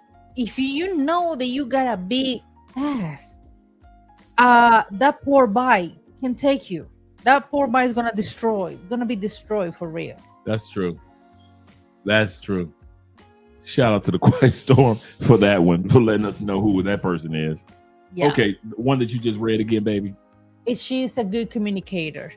Oh, she's a good communicator. Andre just gave it a breakdown of that one. Communicating is listening, learning, as well as knowing when and what to say. Mm-hmm. I'll say this again: knowing when. Remember, Andre talking about how she got when me and Ace went out and got drunk. For you guys that weren't here, me and Ace when we first, what was that, 2019? 2019. Me and Ace live went out, got drunk, came back to the house about 4 o'clock in the morning. 5. 5. Okay, 5. It was 5. You couldn't even walk. Yeah, true. Andrea hotter than fish grease, so she mad, right?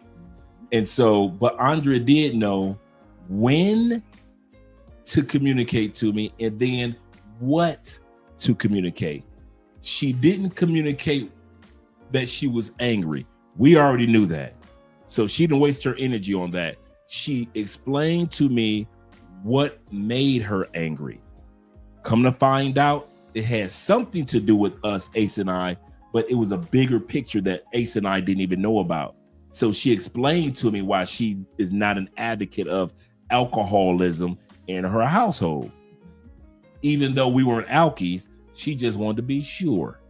So a good communicator knows not only what to say, but when to say it. When to say. And then knows how to listen to whenever you're speaking. Yeah. And I think apply that when we have every disagreement. Yeah. Yeah. I think it's just to wait and think with a calm mind. That what we say in Spanish, with a calm mind, and not say things that then you're going to reject in the future. Yeah. So it's better to wait and take a deep breath and just not going for your temporary emotions. That's true. Yeah, That's that you true. can say things that could be really hurtful for both. Shout out to David. David say, I'm gonna say it again. Latinas, Asians, Eastern European makes the best wives. Disprove even more. Oh yeah. Wait Quite. a second. What? Sorry, Chad. I didn't mean to derail the show. Derail the show. But under reaction, I need to see my reaction of that, because seriously, my God. Yes, sir. Yes, sir. That was that was a lot of woman. Yeah, absolutely. Okay. The next one. She loves you for who you are, and you don't have to pretend. Okay. You don't have to pretend to be somebody else when you're with her. We talked about that before, so we're going to skip past that when we already talked about just be yourself, and that's the beauty of when you got a good one. You can be who you are. You do not have to pretend. If you're a dude that like to play chess, if you're a dude that like to play tennis, if you're a dude that like to play golf, you can be who you are. I like what Richie Mack, for example, Zoom to Thailand. When he first met Elle, she didn't play golf. He introduced her to golf. And then one of his videos that went viral, not just the grits one, but the fact that she likes golf just as much as he does. He didn't have to pretend to be somebody who he wasn't. He just introduced her to who he was. Andrea and I, we like to read. That's one of our things. So Andrea talk about books. I'm writing and talking about books. So these are one of the things that we gel on, among other things. So guys, one of the signs that you finally got that good one is that you get to be yourself. You ain't got to pretend to be nothing else. Absolutely. The next one is, there is a business side to all relationships. You both should understand this. Yes. A business side. There's a business side. Money. I said it. There's a money side to all relationships. I don't care if it's pay for play. I don't care if it's boyfriend, girlfriend. I don't care if it's your family members, your relationship between you and your mom and your cousins or your brothers. Is always somehow, some way, or marriage is going to always somehow come down to a money aspect in a relationship, whether you're getting a new apartment or building a house, whether you're buying new furniture or whether you're just going out on a dinner. There is always a money aspect. A lot of guys try to shade or shame other men in regards to the money aspect. And I'll tell you what I mean. A lot of guys I see in the travel space use pay for play comfortably. You ain't got no problem paying for play. Cool. But you try to shame us that are in solid relationships for having a business or a money side in our relationships. Some of you guys got girlfriends in Southeast Asia. Y'all go there quite often. You give her money. She goes to the grocery store. She comes back. She's been cooking the whole time you've been there. You ain't tripping on that little measly $100 or $50 you gave her. That's a part of a relationship, to where another dude would have said, man, she probably pocketed, she probably only spent $20 and she kept the other $80. So what? If she's a good woman, she gonna take that other 80 and get even more groceries. A lot of you guys are so fearful with your money, not realizing in most relationships, your mama goes, baby, mama need $150 for this bill. Go and send that money to me, Western Union. Mom asks your brother, hey, bro, you got 50 until next week? Your brother, your cousins. It's all part of relationships around the world, especially in today's economy. But a lot of guys use pay for play to use their money with, and it feels more comfortable. It feels more safe because it's a transaction. I give you money, you give me sex, or I give you money, we party, and you give me sex, and it's safe. True. But do realize once you get past the pay for play stage, there's still a form of financial responsibility in all real relationships. Like Kevin Samuels used to say, I don't care who you are, whether you're a king or you're just a regular guy that sweeps the broom, that sweeps the castle. There is hypergamy. You are born to be a provider. Your resources, your time, your energy, your attraction, your money is expected. So don't feel bad if there's a business side to your relationship. It's supposed to be. You're supposed to be able to sit down and talk about bills together. You're supposed to be talking about life insurance together. You're supposed to be talking about future goals together. You are supposed to be talking about how much does this vacation trip that you guys are going to go on together, how much is the calculated expenses or budget. You're supposed to talk about the business side. That's a good relationship. I wouldn't want to be in a relationship with somebody that I'm only spending money and we never sit down and talk about investments, stocks, taxes, insurance, none of that. We don't talk about future. We don't talk about none of that. We don't have anything to pray about financially because you don't want to get hurt. I don't want her to use me, so I'm going to do pay for play.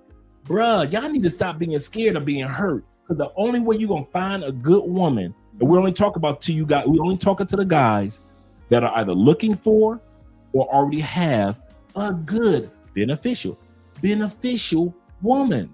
We ain't talk about the woman that's trying to use you and scam you and hurt you. So, you come to this channel, we only talk about the good women. We ain't talk about them scamming women that's trying to use y'all. Yeah. I'm going to go to this story, then I'm going to let Andrea go ahead and talk, right? Okay.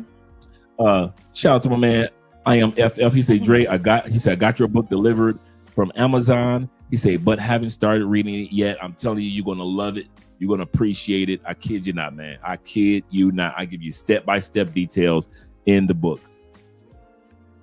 I remember I'm in the States. Some of you guys have heard this story a few times. I'm in the States. I'm sending money to Andrea because we got the apartment. This is 2019. We already got the apartment. It's like February. I'm sending money to the bank account that we have down here, sending it down to Andrea, right?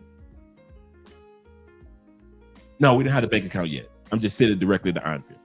Andrea's buying the California King bed that we got. She's buying refrigerators. She's buying the spoons, forks, glass. She's buying everything, right? Now, mind you, me and Andrea were not going to move in together unless we're going to get married. I do not believe in shacking up. Unless you're really going to see something serious, unless you plan on being in a long-term relationship, cool. Like, you ain't got to get married. What I'm saying, if you see that person on the serious side, if you see them on a serious relationship, cool. There we go. So let's not just use it as marriage. Even if you want to see them as serious, okay, cool. So all you serious dudes. So I'm sitting back. I'm sending money. I know I done sent about $2,000, right? Ace Live does a video called Western Union Poppy. It's only a 5-minute video, and he was doing a skit talking about I'm sending my money to Western Union and the dude being used. And baby, but I sent you this much money. What you mean, your mama sick? You need more money? I will work overtime and I'll get that money. So Ace is doing this skit. I let that skit get in my brain. I told Ace this story too. I let that skit get in my brain. I call Andrea. Where's the money? Andrea looking like, whoa, player. What are you talking about? We should have this, that. I let this, and I'm not saying it in an angry way. I'm not upset or anything, But I am accusing Andrea. Okay, I'm not angry. I'm not mad, but I might as well had been because I was attacking Andrea. Right?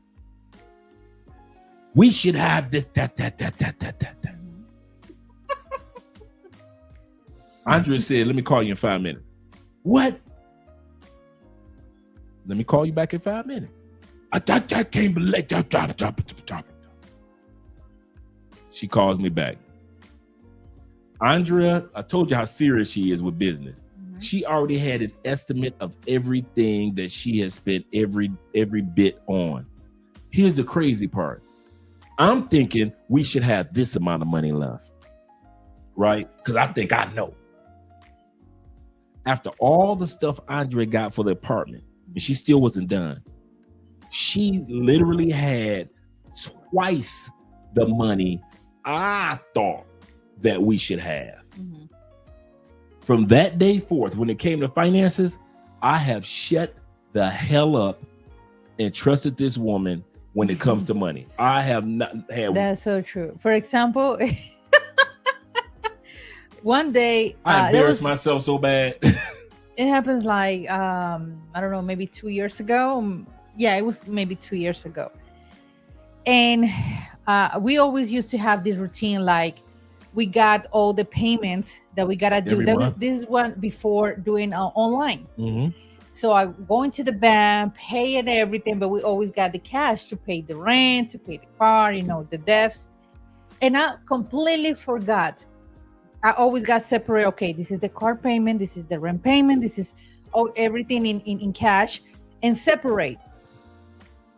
And one day I was just like looking at my notebook, and what I found millions of pesos. I told you that. I say, babe, I I didn't know that I put over there millions of pesos. Like $300. Yeah, $300. Yeah, in that time, and that helps us with food, stuff that we need here or stuff like that.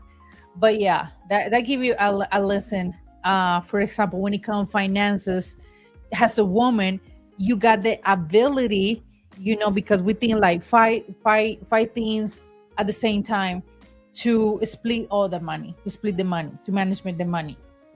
And that's one of the signs that you can finally take that deep breath. I got a good one. But Dre, what about the one, dude? We sit back, we watch athletes go through hell.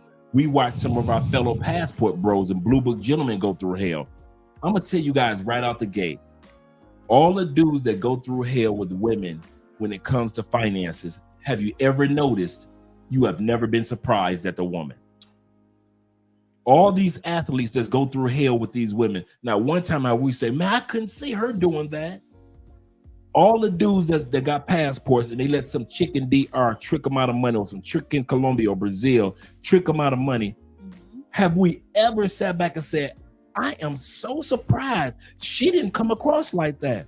In other words, even though we don't even know this person's woman, the moment we see her, we can see her being the type to take advantage and use a person. How much more if we as strangers can see that your woman was no good, how much more you ignored all the red flags and you still let her be in a financial position in your life that she shouldn't have never been.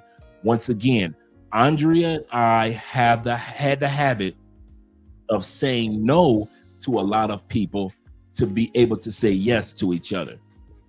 Because I think in that stage of life, in that moment, we don't have nothing to lose. Andrea didn't have nothing to lose. I think that is the beginning of everything. I didn't have nothing to lose. He could just skip and still meeting girls or women. And to me, it was the same thing. That, like, to me, is nothing surprise. Like, okay, whatever. I will meet somebody else, so I can't wait. I'm not rushing. That's the key. For example, in my case, I wasn't rushing to marry, to settle down. It's just like I know that I'm gonna have that feeling. The God is telling me this is the one, and that's it. You just don't worry about anything, like the prescriptions say. Don't worry about anything. So in that case, yeah. Yep. Philippians chapter 4, be anxious for nothing, but Be in all anxious for things nothing. give thanks unto God. Yeah. So that was basically that was it. That was I was in Latina said this. When I met you, it was the first time in my personal life that I wasn't worried about, that I wasn't, that my mind wasn't killing me like, okay, if he said that he's out of work, but if he's really out of work, or he got another chick, or he's marrying the state, or he got hiding something, I was like, no, God, I'm not going to swim with that negative game. Mm-hmm. You know, if he is the one, perfect. If he's not the one, I don't want to go through pain. It's just like we just stay with friends as friends, but no. So you guys, that's something that you feel it, that you naturally feel it. It's not something that I want to make sure. No, it's just like how do you say, babe? Like you how do you It's natural. Yeah. Feel natural yeah, chemistry. Mm-hmm. Yeah.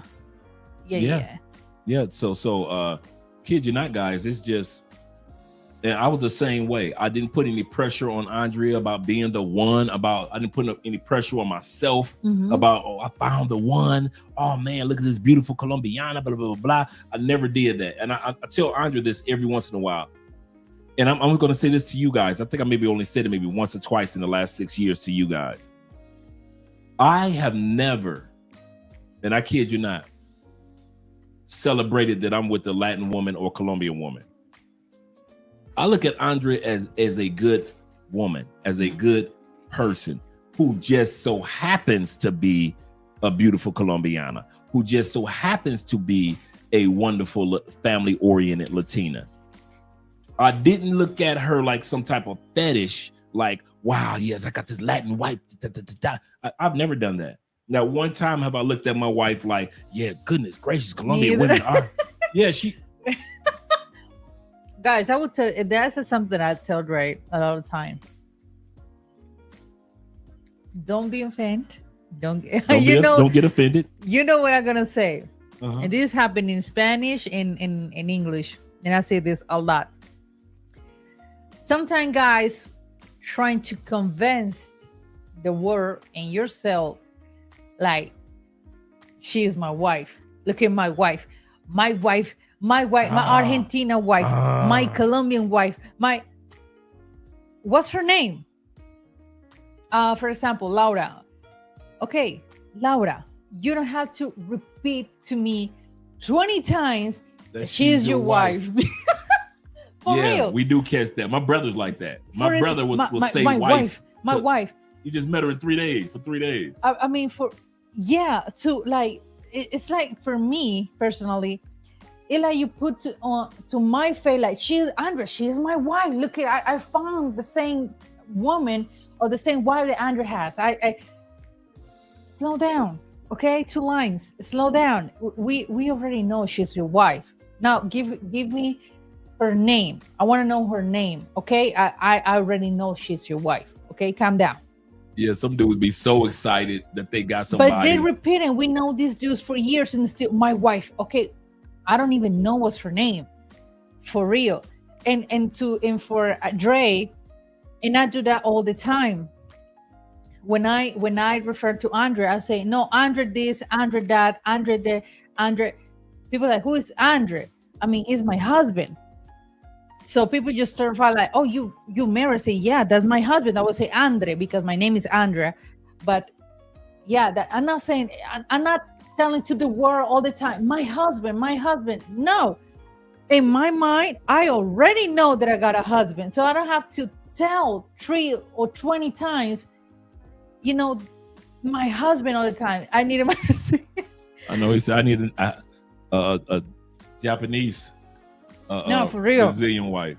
For real. I got an episode coming up, guys, on Asians, the Asian population in Latin America.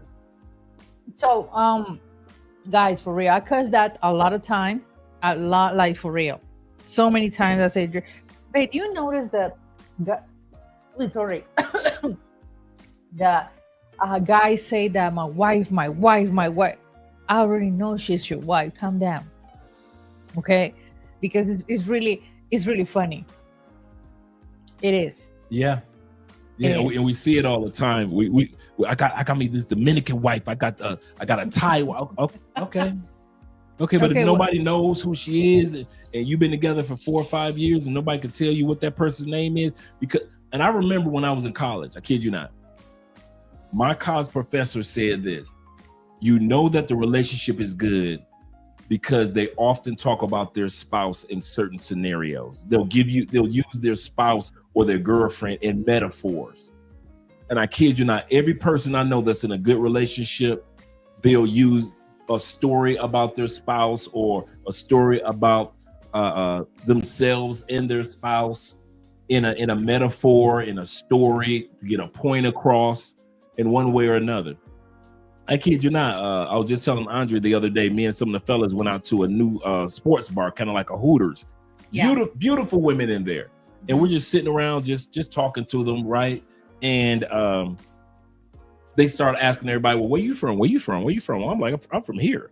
And they're like, what? So yeah, I'm here. I'm from here. I've been settled here, married and everything. And then they were like, Woman hate. yeah. To hear that. I'm He's married. Yeah, and so every time I pull a picture out of Andre, they be like, "Oh my God, your wife is beautiful." Now we're talking about beautiful Colombianas that say the same thing. Your wife is beautiful. And I'm like, "Thank you." And so they either continue on with the conversation, or they either go on and talk to you guys and don't talk to me anymore because he's married. So they move on to talk to somebody else, and I don't trip on it. But Yeah, you didn't trip on. but I don't sit around like, look at my Colombian wife. Look at what I had. No, that dude. Look at my DR girlfriend. Look at my Venezuelan girl. Dude, that is so tacky. That's so tacky. I would rather you say, look at my woman. Her name is so and so. Or Yeah. I'm with. Let's put it like this. There are guys that we have been knowing for years Yeah. that have been with their girls for years. We couldn't tell you that person's girlfriend name or wife name. If you gave us $1 million, couldn't tell you what that person's name is. No. They'll say my girl, my girl, my girl, my It's girl, like my wife, my wife, my wife. You know, sorry, babe, to Go cut ahead, you off. But you know what it sounds Right, Marco, corny. It sounds like she don't have any, how do you say, identidad. Identity. You guys know me because I'm Andrea Wallace. Yeah, we Andrea and Andrea. But I'm Andrea. I know that I already know, signed the contract that I'm Andrea's wife. But it had to be necessary to say, I'm Andrea. Look at Andrea's wife. I'm Andrea. You know? Andrea Wallace. Yeah. But that's the part, like, for real. You can introduce your girl. I don't even know her name. You can be together for 10 years. We don't even know her name because you always like, this is my chick, this is my wife. I already know. It sounds like when you go into a meeting or something and you tell to everybody, I'm gonna have a master's degree and blah blah. We didn't ask you that. Why you bring that? Let those important things for you be a surprise to people. Yeah. Because, for example, I remember this. We were in one of my girls' birthday, and her mom said, "Oh, Andrea, I know that you're married." I said, "Yeah, of course I'm married." And people surprised, like, "Are you married?" I said, "Yeah, I'm married." So she said, "Yeah, Laura is my friend. She showed me a photo of your husband." I said, "Oh, yeah." So I just this part of, like, maybe Andre's face or something. And I show, like, I always like to have Andre full body photo. You know what I have. So I say, "Yeah, this is my husband." She said, "He is a really tall guy. He's a really big guy." I say, "Absolutely. You see me. I'm not a Skinny girl. a skinny girl. I need a big man. Absolutely." So my husband is a big man. I mean, so she say, "Yeah, then he's fine." I say, "Yeah, but I don't show to any. Look, my husband. Look." No, I never do that. I always like to people surprise the fact that I'm married and what I have as a husband. Yeah. This is my I get humble more opinion. people. I get more people here that celebrate when they find out that I'm married to a Calinian. Yeah. When they find out I'm married to a Calinian, it's kind of like, you welcome to the family. You know, that's what I get in public. It's not that I'm married to a Colombiana. Okay, that's cool. Where's she from? That's what everybody always asks me. Where's she from? She's from here, Key. What? Come on, here's a beer. You know, that's when everybody want to invite. Men and women here celebrate that I'm married one of their women compared to if I married a woman from another city and brought her here. It's the craziest thing. Okay. Sorry. Okay. Responding to this question, I can say, what is the typical weekend like in Colombia? Culturally. That means activities. I mean, here is you can find every weekend. I mean, typically restaurants, clubs, you know. Depends. I would say it depends on the city because he said Colombia. The city. Oh, okay. If you're in Cartagena, it's completely different than Cartagena Medellin. is very outgoing. Yeah, outgoing beach type Beach of appeal. time, yeah. Beach area, bars, every day open. You know, more chill. Medellin is the same way, if I'm not mistaken. I don't know if it changed. I don't think so, but it's more like active compared to other cities. Cali is active too, but I would say after Thursday. Yeah. Cali is, but I say you guys this: if you think or you have that idea, the Cali party is the same like Medellin party, you're wrong. You're gonna be super disappointed because Cali, we party. Cali thing is salsa. So in you gonna clubs dance here in Cali, close at 3 a.m. So that's why a lot of people go to Menga. Menga is Jumbo. It's just right 5 minutes driving from here. And they party until 5 or 6 a.m. But it's nothing compared to Medellin. Okay, starting from there, it's not wild like Medellin. It's not crazy like we don't Medellin. have a red light pay for play area where you see all the pay for play on the streets. We don't have all that. Absolutely. So it's in your decision. Bogota is very cultural when it comes to if you like cultural plays or if you like theater, if you like books. How do you say it's book reading events and events, movies, concerts in the park. Yeah, Bogota is very diverse. Very Bogota, modern city. It is super like you find any plant that you want, you find in Bogota because Bogota is the largest city in Colombia. It definitely gives off a New York type of feel in the sense of all the cultural events that you can do. Like Andre said, you could do a play, the museums, you could go clubbing. Museums, absolutely. Yeah, there's so much to see and do in Bogota. So it does give off that kind of like it's political. So you could go down there to the it's the capital of the country, so you can go down there. You can actually see what's taking place as far as what they're protesting. Full of restaurants. So you guys hear about the protests that are the major ones, but if you go to Bogota, they always it be little protests that you never hear about. They're always protesting something. So you'll see people standing out there protesting something. It may be like 50 people. Yeah, Zona Rosa in Bogota has many things to do. Yeah, it does. It got a bunch of restaurants, bars over there. We like it. Oh yeah, we love because I took Andre to the Zona Rosa that we went, and we spent time in an amazing bar that inspired by Tulum, Mexico, and it was really nice. We had fun. Yeah, we had fun that night. Had fun at that bar. The show, it was amazing. So Bogota is a really good city if you like to That's the club with the experience. Sparkles. Exactly. Yeah, Bogota is really good city. It's cold, but not too cold like other cities, like snow or stuff like that. Fall or spring in your city. Exactly. But yeah, he said that I prefer to party all day, all night.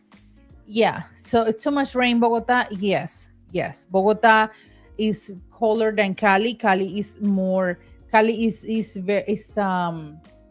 sunny city, you know. Medellin is the spring capital of Colombia. That's what they call the spring capital.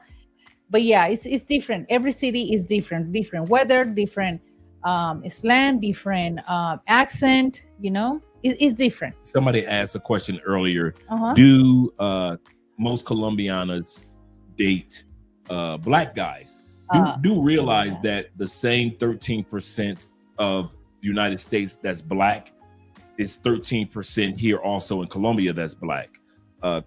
There is over, and I just looked it up the other day, there are over 112 different ethnic groups in Colombia. Although, check it out, I didn't know this.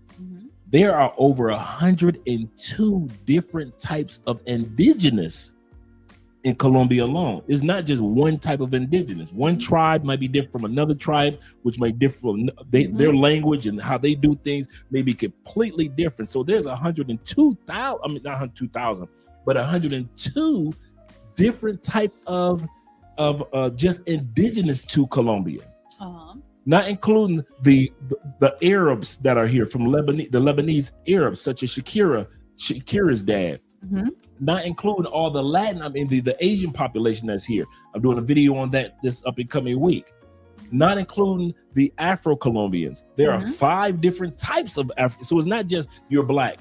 Okay, so which black are you? Because there are blacks that are just straight African blacks. There are blacks that are blend between Spaniards in black. There are indigenous in black. So you can't just come to Colombia and say, do they like black men? In America, in UK, in Canada, we put black or African descent or diaspora under one umbrella. In Colombia, it's not just one black, even though you can use that term, but it's a different types of descendants of black, at least 5 that I've come across here in Colombia. So when it comes to the dating part, it depends on the individual woman. Everybody's, go ahead. No, finish your. Everybody's different in regards to their desires, but most of us that come down here have no problem when it comes to dating. Okay, you guys, something here. Let's say to respond. It says best Colombianas are in Cali. Okay, you know that Petronio Alvarez is coming in 2 months, actually, in Countdown. 2 months. Countdown. You know that Andrew's gonna have the rides for you guys. Not a Monday, because Monday start our new Pique Placa for us. So you guys, come to Cali before Petronio Alvarez. We're not going to pick anybody. Remember the Petronio start at the Wednesday, at the middle of August. We're not going to pick it out anybody starting that Wednesday, Thursday, Friday. Hell no. So if it were us, like the Petronio Alvarez starts on that 14th through the 19th, right? The 14th through the 19th. The 19th is on that Monday because it's going to be a holiday. It's always a holiday. So when it comes to flying into Cali and you want us to pick you up from the airport, right? We recommend to keep you from dealing with the hustle and bustle, because it's going to be over 300,000 people coming down. Do realize that. Get your Airbnb early. Do not be waiting till August. Talking about, I'm going to give me an Airbnb. You're going to be mad. So we recommend that you either fly in Sunday before Monday, because our Pique Placa in Colombia means they pick your license plate. That means pick your plate. What they do, all cars in Colombia have a certain day of the week, and in Bogota it's 2 days, that you must park your car from 6 a.m. to 6 p.m., correct? No, from 6 a.m. till 7 p.m. Okay, 6 a.m. to 7 p.m. So at 7 o'clock in the evening, then we could drive, right? Our day right now, and it changes every 6 months. Our day right now is on Friday. So we can't pick anybody up on Friday, right? It changes. It skips the weekend. Starting in July, it's on Monday. So we can't come pick you up on Monday unless your flight comes in way before 6 o'clock in the morning, or you leave, or your flight comes in way after 7:00 at night. Mm-hmm. But so we can't come pick you up on that Monday. So if you want our services, you either want us to pick you up on that Tuesday or either on that Sunday prior to. Yeah, Sunday. Because on Wednesday, the first day of Petronio, we're not coming to pick anybody up. Yeah, because Thursday last we're not. year it was for Andrew was really stressful. Yeah, You because go over there to spend it. It was I say, babe, we can do this anymore. I mean, for real, people. The Petronio start on August 13 Oh, it's the until the 13th. 18th. okay, 13th to the 18th. So Okay, everybody that needs to Wednesday. be here before the 13th.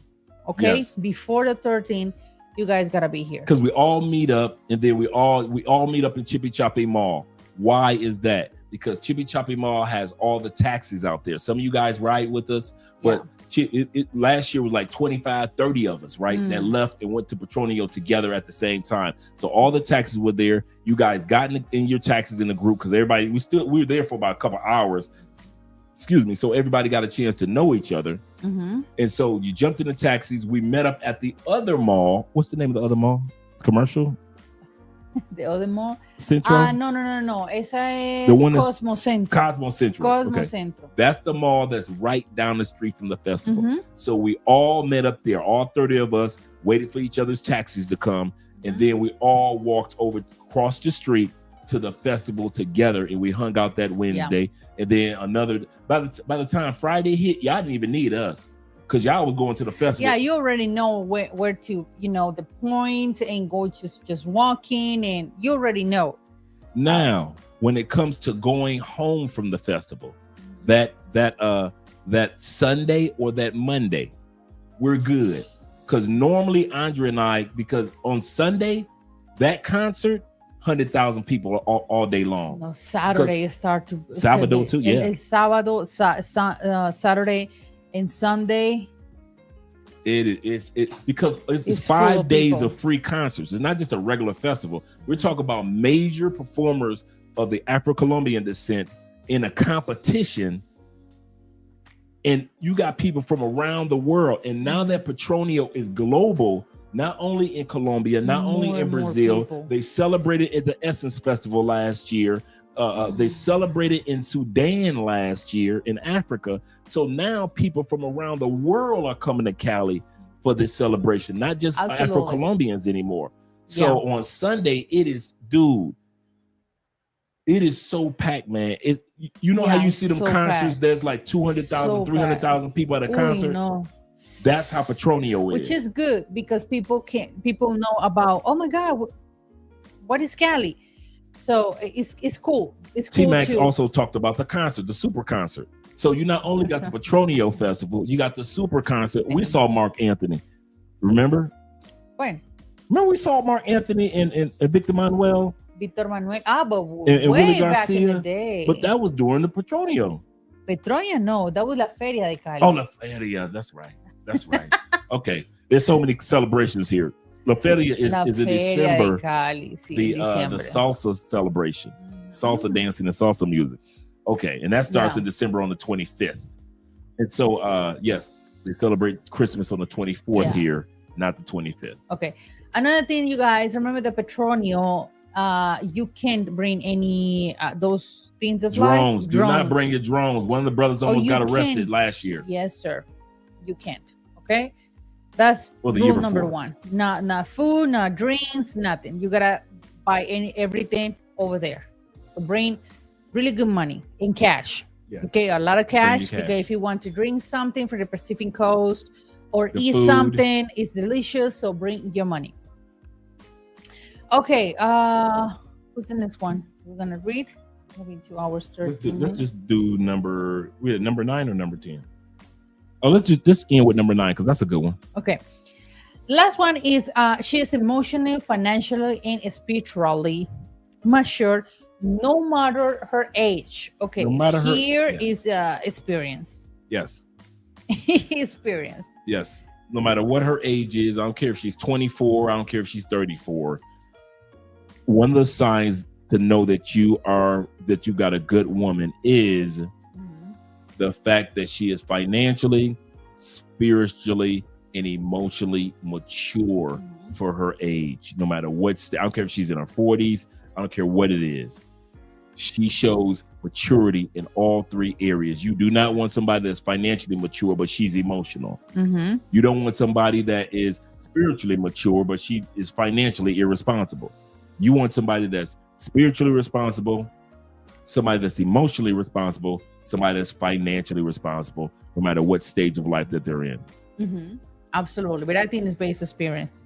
Yeah. Because a lot of guys want a young girl, but she's still acting like a kid. What do you expect that? I mean, she's still mature. I want a woman who doesn't have any experience in life, or brand new girl. Yeah, I could just What mold do you her. expect that? I mean, seriously. And I saw that today in a chapter.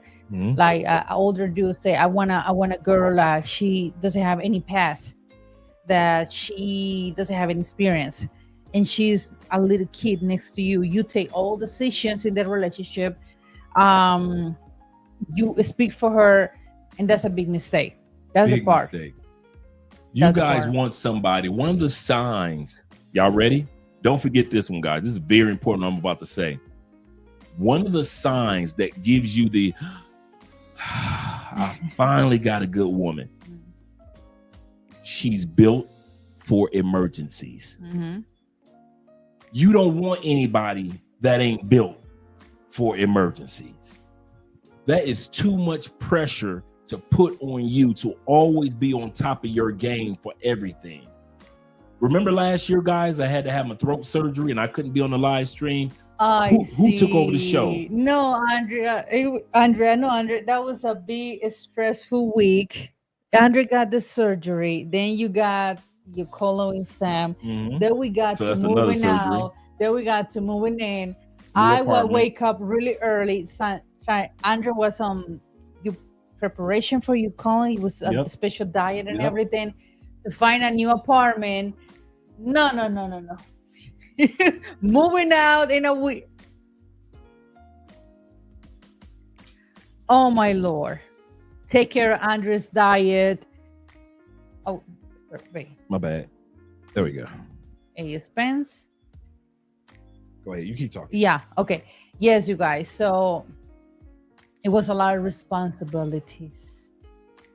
What the babe, you don't have your A expense in the banners? No, babe. No, I don't have that. Okay. I don't have access to them. Okay. I was busy in Colombia. A second, I was moving to Yes, you guys, I know. And how the things are going in all these immigration things in the US. I know that Colombia is going to make a lot of money because Americans prefer to visit other countries, spend that money in other countries, and tourists spend that money in other countries and not have any problem go to the US. How the rules are doing right now, yeah. So Yeah. Colombia is going to receive a lot of money. Yeah. Mexico, Brazil, Argentina, Peru, everybody's going to make a lot of money. Hey, James asked a question. He said, what are your consultations about? One of the things that we do, James, we send you a breakdown of the consultations. We do a breakdown of the questions that you can ask, as well as your Q&A of any other extra questions. We do a breakdown we talk about everything from how to get your Airbnb all set up for your experience here in Colombia, whether it be in Cartagena, whether it be in Cali. We break that down. We talk about what apps you need in Colombia. A lot of guys don't realize you come to Colombia, you ain't got the Rappi app. You looking for a SIM card when all you had to do was download an eSIM card. We walk you through the process of being able to do that. We walk you through the process also of do you need a ride from the airport or not? We talk about that. We talk about if some of you guys are looking to relocate to Colombia, we talk about everything from what steps you take to find your apartment, to realtors, to things to do in that particular city. Dudes, if you come to Cali and you're looking for where the brothels are, because we don't have a pay-for-play on the streets. We talk about that. I got a breakdown of all the spots that are here in Cali. If you're looking for the museums, if you're looking for, I got a video. You see what Aiken saying, James? Consultation covers all your concerns, desires, provides Yeah, I just you did consultation with Aiken. strategy. Yeah, Yeah, I just did a consultation with Akins. Yeah. I mean, we do a breakdown of everything. I got a video that I'm gonna be dropping. Actually, when we get done, I'm gonna be dropping this video in the Patreon. So I need to pull that up real quick to drop it for you guys in the Patreon that walks you through how to register for Crystal Ray. Some of you guys wonder, like, what is Crystal Ray? Crystal Ray is the giant statue of Christ. The same one that they have in Brazil is just not as large, but it is big. So a lot of you guys, when you come to Cali, you're like, man, I want to go see Crystal Ray, but you don't realize you have to register to do that. So I'm doing a video. I've already done it. I already have it done. I'm going to post it in the Patreon today. As soon as we get off the live stream, step by step. It's absolutely free to go, so it's not a cost, but you do have to register. You used to be able to just drive up to Crystal Ray. You can't do that anymore. Now you have to register online for what time you want to come, 9, 12, or 3 o'clock. I literally in the video walk you through how to do that. Those of you that are in the Patreon, you'll know about that particular thing. Those of you who aren't, is going to be a part of your consultation, because we don't want you to just come to Cali and all of a sudden just, okay, the Petronio, but when I'm not at the Petronio, I ain't got nothing to do. No, I'll show you where the golf courses are. I'll show you where the bowling alleys are. If you got a date, you want to take it to putt-putt, I'll show you where the putt-putt golf courses are. So a lot of stuff that I'm putting together for you guys to have a really good trip, and not just, and if you sit back and say, well, Dre, I'm thinking about going to Cartagena, no problem. We already have a consultation tweaked for Cartagena. So I got to break down all the things to do in Cartagena. Medellin, no problem. All the spots that you can go to in Medellin, and you ain't even got to hit El Poblado if you don't even want to. So, and even with Bogota, we've been doing this for so long that we cater your consultation to you. It's not just cookie cutter. And those of you that want information on everything from international life insurance, medical insurance or travel insurance, that's in the consultation. All you guys that may be coming to Cali, but you want some information on another city, that's in the consultation. Hey Dre, I'm going to be coming at a time period where you guys can't pick me up. Do you have any reputable drivers? Got that for you guys. We even just added to the consultation chefs, private chefs, and also Spanish teachers. So if you need a Spanish teacher, if you need a private chef, or if you need, and I got the hookah spots in there. So all you hookah smokers, got a couple hookah spots off in there for you. But if you also need a salsa instructor while you're here in Cali, you're going to have all that in the consultation as well. So why am I worried about this? Why I'm reading this. Oh yeah, I did with Zero. Did the consultation with Zero as well. Zero said, James, what? He says, Andre's consultations are the real deal. Do yourself a favor and book yourself one. James said this, I'm worried about drugs and cartel and violence. James, too much Netflix. Too much Netflix.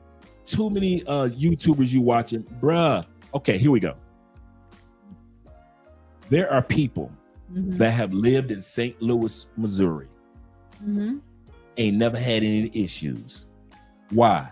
Because they don't live in East St. Louis, right? There are people that live in Baltimore, whole lives, ain't never had an issue in Bmore. Why? Because they don't live in the area where we saw the wire, right?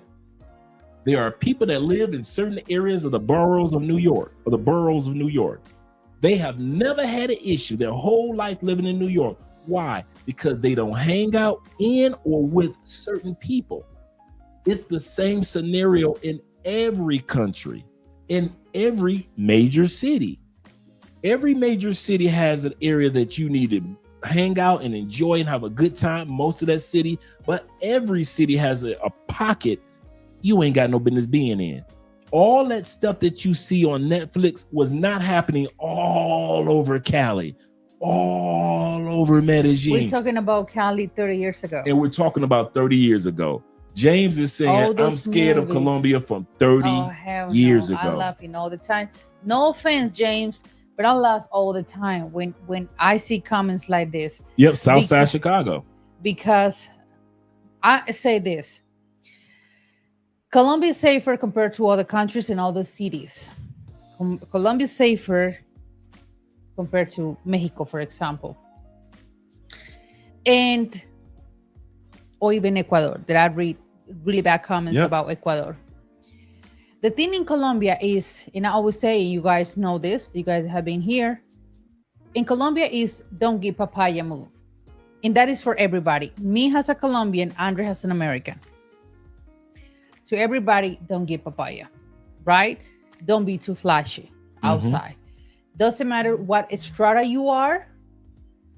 And obviously, you need to have a lot of common sense. That's what is very important in the consultations. Why?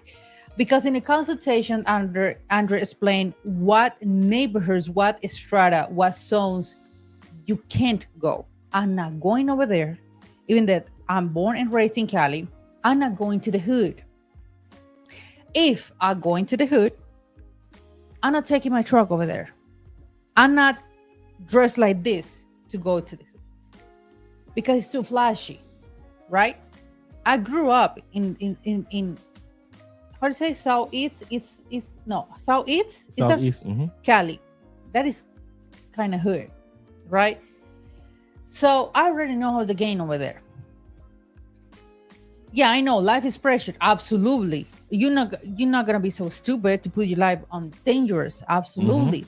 But the same type of crime that we have here is the same type of crime that a person has in Paris, in Barcelona, in Madrid, in London.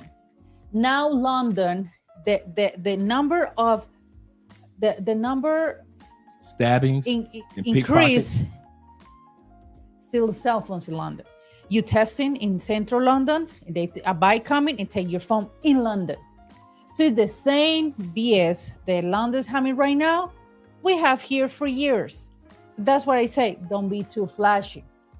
In Cartagena, don't use this gold change, your expensive watch, all your expensive things, leave that in your home country. Your expensive sneakers. I'm not saying that dress here and look like a homeless. Hell no. No, you got a video of that. But don't be too flashy. Like, have a lot of common sense to dress and not call too much attention. You already call attention because you're not from here, right? But you got to know and reach out. How is the things in Colombia? How people dress in Colombia? How things to exactly be smart. Absolutely. Sorry. For example, I'm the type of person, if I go into Centro in Cali, or I'm going downtown, or I'm ordered even here downstairs, I waiting for an in-driver.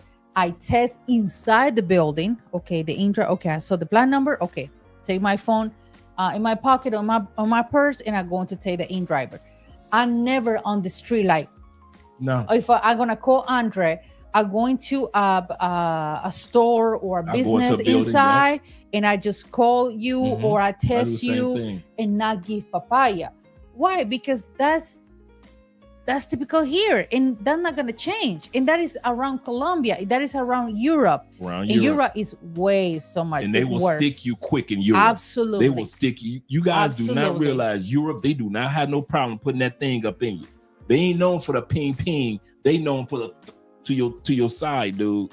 The Europeans do not play, and that's one thing they warned us when I did a consultation before we left. There's a guy in Portugal, white guy, I did a consultation with to understand Europe a lot better. So I paid for consultations, and I'm still part of his Patreon. And do realize one of the first things that they would talk about, me and Andre watch a bunch of videos on how they pickpocket you on the train, how they try to hustle you on this. We watched a video on a hustle in Europe that didn't happen to us in Europe, but they tried to do it to us when we were in Cuba. I'm gonna remind Andre. I remember. The woman was like, "Can you buy me blah blah blah blah blah, just some Pampers for my baby?" The hustle is the store is in on it. So you'll buy the Pampers, let's put in American dollars. You buy the Pampers for $20. They're only $5. You'll buy the Pampers for $20. You think you did a good deed for that person. The person takes the Pampers back to the store. The person takes the Pampers back to the store. They get $10. The store owner gets $5, and the $5 of the original price, they just put it back into the cash register and put the Pampers back on the shelf and wait for the next person to hustle. They say they do that a lot in Europe. We didn't see it in Europe, but it came to life in Cuba. So when I saw it, I knew it. Why? The consultation told me. So I wasn't tripping when I saw it. I was like, Andre, no. Yeah. The black lady came to us. Yeah. For example, you guys, when I go into hanging out with Dre, and living here or any part of Colombia, when I got my purse, I put my purse in another chair, right? Okay, that's cool. If I'm in public space or something, I just put my purse next to me. In Europe, in Spain, Rome, France, girls say, put your purse like this. Why? Like this? Yeah, you got to put it like that because in France. People just pass and rob your purse or break your car when you rent a car and break your car. That happens a lot with people. They break the glass to steal your stuff. So it's a lot of people that they got robbed. Even guys, I'm gonna tell you this to James hear this. This YouTuber, he has been everywhere, in Sudan, in Cuba, in Afghanistan, in Iran, in Asia, Europe, in the States, everywhere. This dude has been everywhere, and he got robbed in Barcelona. He made a video. He ran a car. He just left his stuff, his equipment in his car, went to Barceloneta. La Barceloneta is the beach area to, to see the spot just few blocks away. When he comes back, they broke the glass of the car and stole his clothes and around $3,000 on equipment. Mm-hmm. Cell phones, iPad, cameras, microphone, computer. He say, and with his cell phone, he was recording, and he say, guys, I've been around the world. I'm Colombian. And his channel is Planeta Juan or Planet Juan. But it's Planeta Juan. It's very famous. He say, in all my trips, that I've been everywhere. I never got robbed. And I've been in the slums, in the States, in Colombia.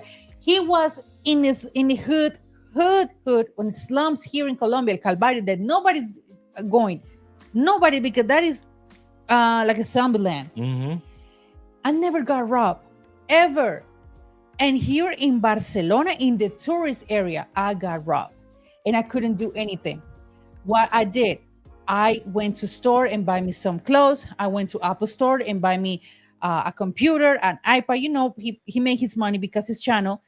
But everybody say, don't worry, Juan. With this video, you're going to make all that money that you lost in your equipment. So it's a perfect example that just because this is a third world country, this is not safer compared to other countries. No. And when you hear that term third world, I like the fact that people call countries now developing countries compared to third world. Because remember this, James, and I'm glad that you brought this up, James, because this is very important for a lot of guys to hear. That term third world is they think that Colombia is jungle. They sell it to you like that. Remember we was watching Mr. and Mrs. Smith? Yeah, the Bogota was Angelina somewhere. Jolie, what the hell is that? And Brad Pitt. If you look at the first 5 minutes of Mr. and Mrs. Smith when they first meet, and they're supposed to be in Bogota. In Bogota. And it's all jungle. Oh my God. We're talking about a city that has more people than New York. Metropolitan. More people than New York. It's the 20 to 30th largest city in the world. It's twice the size of Chicago by land mass and population. And it's 11 million people in Bogota. Chicago is like what, 4 or 5 million, the whole metropolis. And yet and still they put in the movie Mr. and Mrs. Smith, They had them in black. The soldiers were in black uniforms, like Gestapo, not Gestapo, but kind of like guerrillas, Chapo. right? Like Chapo. And then Bogota was in the jungle in a bar, and I'm looking like Bogota is one of the most advanced cities, some of the most best cuisines, some of the most cultural areas in the world. And Yeah. I was watching the episode for all you Archer fans. You know, I'm still an Archer fan. I'm watching Archer, right? Archer, they're flying down to Cali, Colombia. To Cali. They fly down. This animation, cartoon. They fly down to this animated spot. And what happens? Where is Cali? In the middle of the jungle. The middle of the no airstrip, no. Cali is the middle of the jungle. You guys have been sold on thinking hey James, ask yourself this, and I mean this. I say this all the time. Thanks. I'm glad you're here. Name one country America says anything good about. Name it. Not one country in Southeast Asia, America ever said anything good about. Vietnam, Korea, Thailand, Taiwan, as far as visiting these countries and living there. They've never said anything. Philippines, China, India. Come on, let's go all the way up. All the way up that whole eastern part. They've never said anything good. 54 countries in Africa. Name the country that America ever said anything good about in Africa. Morocco, Egypt, South Africa, Kenya, none. Let's go to the Middle East. Qatar, Jordan. We ain't got to go Iran, Iraq. Never say anything good about those countries. Europe, name the country in Europe that America told you is good enough to visit. You need to go ahead and relocate there. Portugal, no. Spain, no. They don't tell you nothing good about France. They tell you France is rat infested and they protest. UK, they look at UK as the old school enemy. So don't think they're going to tell you something good about UK. Let's go to North America. When was the last time America said something good about Canada? Mexico, El Salvador, Honduras, Belize, Costa Rica, Panama. Let's go to South America. When last time America said something good about Argentina, Peru, Uruguay, Paraguay? They got to be saying something good. Oh, not Venezuelan. They got to say something good about Brazil. Oh, not Brazil either. America has never showcased a positive image of any country but its own. America only talks about a country if there's war going on in that country, political uprising, or some type of famine or hunger going on in that country. Other than that, y'all ain't know nothing about a Ukraine except for maybe those of us that dated somebody from Ukraine. Until America got involved in that war, y'all ain't know nothing about Ukraine. Y'all didn't know about a Palestine until war happens. How many times has America introduced us to a country by way of war, political uprising, or that country was going through some type of impoverishment? So, James, everything that you see in the United States, do not trust Americans to tell you the truth. and I mean that. You can't name one country. Not one. We don't even tell each other the truth about our own country. No mas, no more. Oh my God. Yeah. We want to, yeah. Absolutely, you guys. But that was really, really good example, because now that after that, for example, I saw with my own eyes how it was in Europe and how it's dangerous, especially for a woman, to pick a taxi in Paris. is really dangerous. Mm-hmm. Just to pick a taxi because they have a lot of tourist abuse in Paris. So I told to Dre, like, boy, boo, we gotta be careful, even though that we use G7 in Paris, which That's is very the Uber. yeah, G7. the Uber version over there. Mm-hmm. And It's nice. Cabify in Spain, it just opened my mind, and now I got the sense and the moral to say when someone say, "I'm not going to Colombia because it's so dangerous." I have subtitles here, when I say, so you never been outside of Colombia, because Colombia is not dangerous like you think it is. I never had to wrap my handbag around my waist. People will look at me like weird, like, why you do that? I don't have to make sure I put my wallet in a particular spot because there's so many professional pickpockets. All it takes is for them to halfway bump into you. Your wallet is gone in Europe. Mm-hmm. Mm-hmm. Most of the stuff that happens to people, James, is usually self-inflicted in Colombia. That's why they say don't give papaya. Mm-hmm. Give papaya means you purposely put, or even subconsciously put yourself in a situation like that. I'll give you a perfect example, James. A couple years ago, I had a brother come down from DR, right? Cool dude. I say, bruh, one of the things that you don't want to do, you don't want to be standing on the curve with your cell phone. That's the first thing that they do. I got you, Dre. I say, I'm serious. Do not stand on the curve like you're about to cross the street with your cell phone out. Mm-hmm. Okay, God, I got you, Dre. Okay, cool. 2 days later, hey, Dre, I need to talk to you, dog. What happened,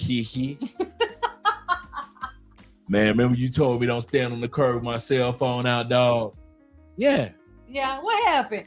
I Man, know how Dre somebody is. came by in a moto and snatched my cell phone. Now, did that person spend their whole day thinking about somebody's going to be standing on the corner and I'm going to snatch their cell phone? No, that person was going about their business, riding probably to their mama house, right?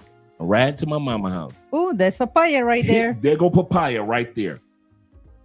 A fool standing there with his cell phone out. Well, since I'm going over mom's house anyway, and I had no plan, man, let me grab this fool's cell phone. Snatch.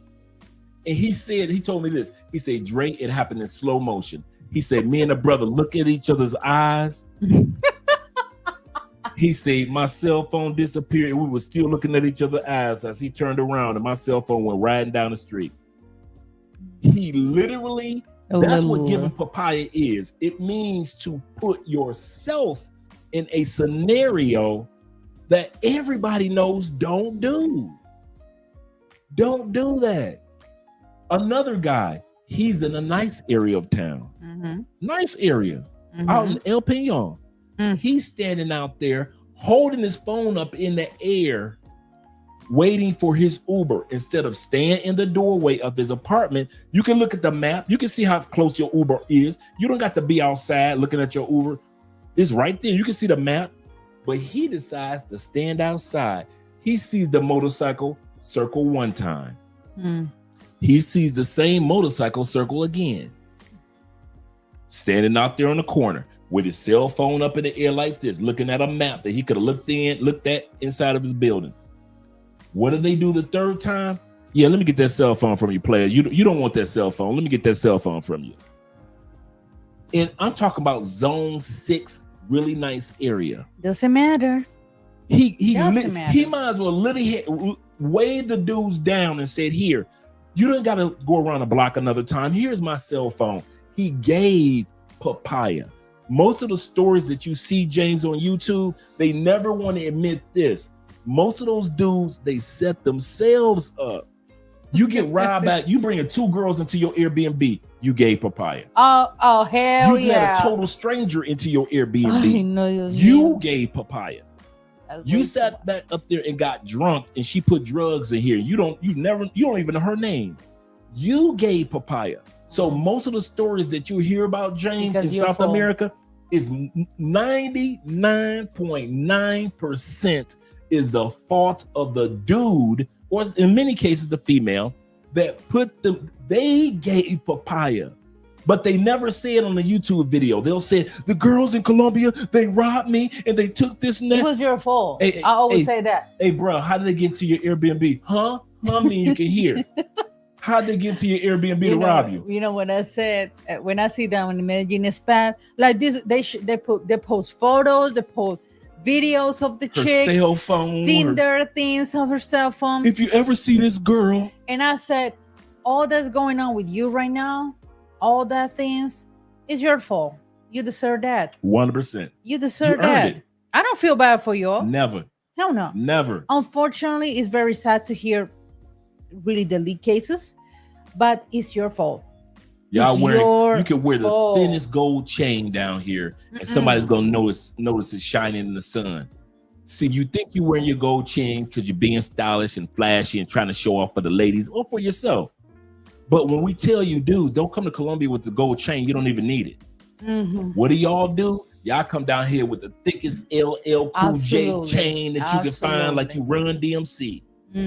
And then when you get robbed, you want to blame the person that robbed you. And I blame girls. All those Colombian women, they all dirty. All those Brazilian women that's drugging dudes, they all don't trust Brazil. We going to Thailand. Those Colombians. It's gonna happen everywhere. Doesn't matter what country you're going. Everywhere you go. At least you're going to Monaco or something like that. But yeah, unless you go to Monaco, the rich people robbing each other. So yes, invest in this. Absolutely. I mean, for real, you guys. So definitely, guys, we're going to end the live stream with that. And shout out to James, man. You got our email address. Shoot me an email, man. We can set everything up for your consultation. Like I said, before I do consultations, you usually get a checklist of all the things that we're going to discuss during the month of June and July. We're going to have a 50% deal off of our 2-hour consultations anyway. So you get 2 for 1 instead of just getting a 1-hour consultation. You're going to get 2-hour consultation for the price of 1. But at the end of the day, guys, definitely don't get papaya. Yeah. No, I think that's one of the things that I do like about Cali, that you can go to the brothels. It's hard that in Cali, there is no place to go pick up a girl off the streets. We don't have that here. There is nowhere where you can go and say, I'm going to pick this girl up off the streets and I'm going to bring her to my Airbnb. Now, if you just so happen to want to swipe on Tinder, that's just as bad. Or if you want to bring a total stranger back to your Airbnb, that's just as bad. So that it's all up to you. Like I said, go to brothels, go to strip clubs, get your rocks off, do all that. Meet you a good woman in Cali. But if you think you're going to come down here, just have 15 girls in an Airbnb and nothing's going to happen to you, hopefully it doesn't. But if it does, it was because you gave papaya. Absolutely. You gave papaya. You let her make the drinks. Absolutely. You give me a massage. Yeah. 2 days later, you wake up. All naked with nothing. No. And you want to blame all Colombian women because you sat up there and let that girl into my fault. 3 girls into your Airbnb. And y'all always notice this, James. You'll notice this. It's never a female that's an attorney, a doctor, a nurse, even the girl that makes ice cream in the mall. It don't be her. It don't be the girl that's a bartender. It don't be the girl that's in college. It don't be the girl that's a meter maid. It don't be the traffic girl. It don't never be a woman that got a job or something to lose.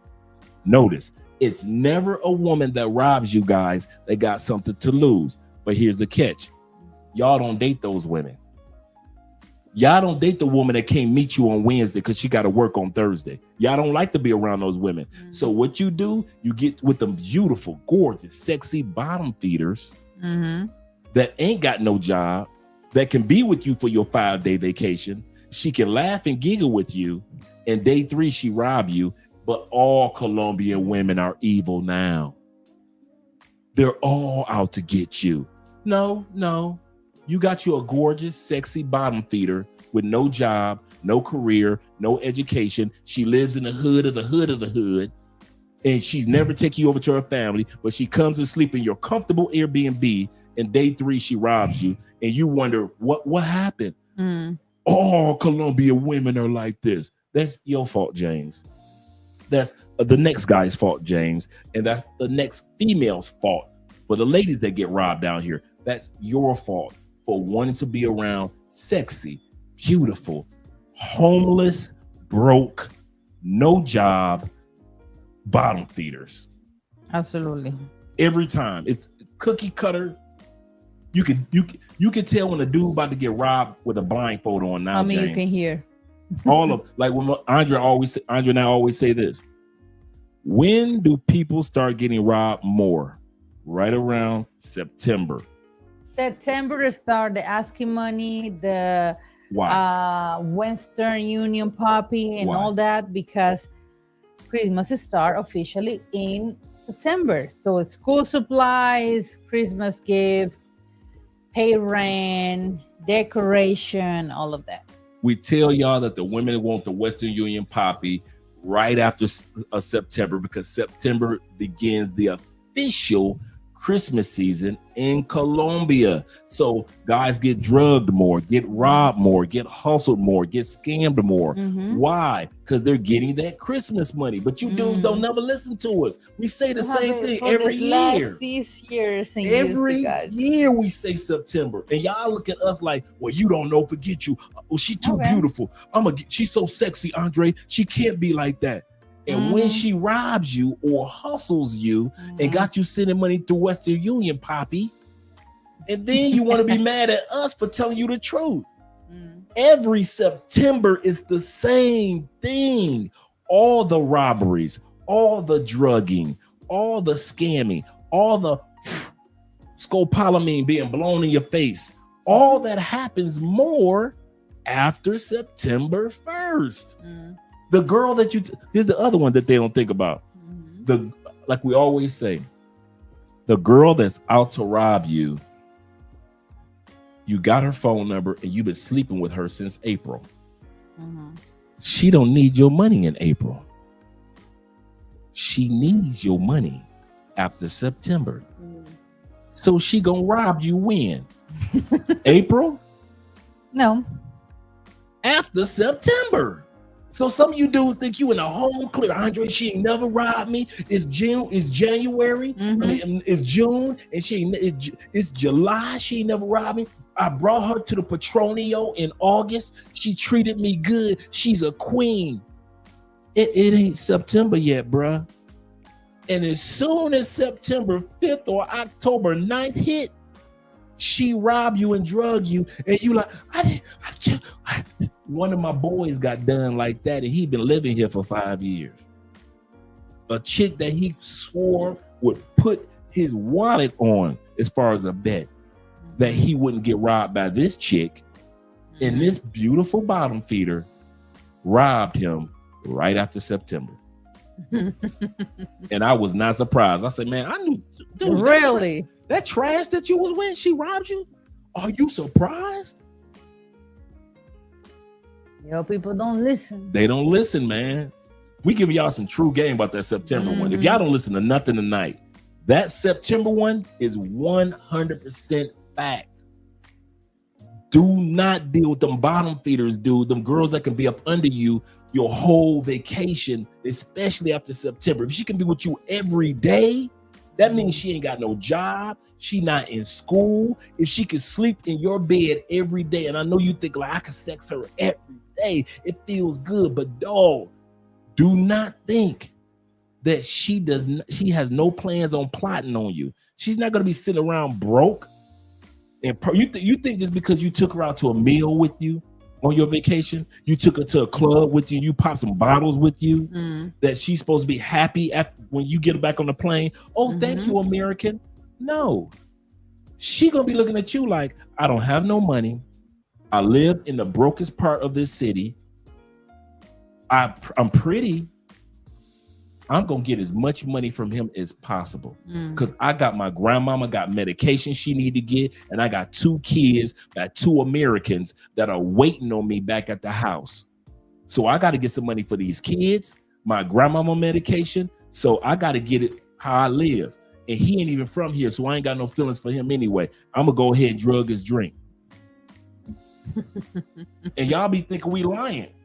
Stop getting with these beautiful broke chicks, and You would alleviate at least 60% of your fears if y'all leave broke chicks alone. But y'all won't. Yeah. Y'all won't. So let us end this live stream right now, because we already know y'all love y'all some brokies. Yeah. Some beautiful brokies. So You guys do. once again, my name is Andre. My name is Sandra. And we are Love Crossing Borders. all right, guys. We will see you guys mañana. Let's get these outros going. You know how we do with the outro videos. Yeah, you chicks. Great question, James. Shout out to my man Chaos Reigns in the building. Appreciate you, brother. Shout out to you as well. Let me get these videos straightened up for us. Let's start right. Let's start right here. Ella es mi gata, ya, perrea en la disco como nadie más. Ella es mi gata, yeah, ella es mi gata, ya, ya, ella es mi gata, ya, perrea en la disco como nadie más.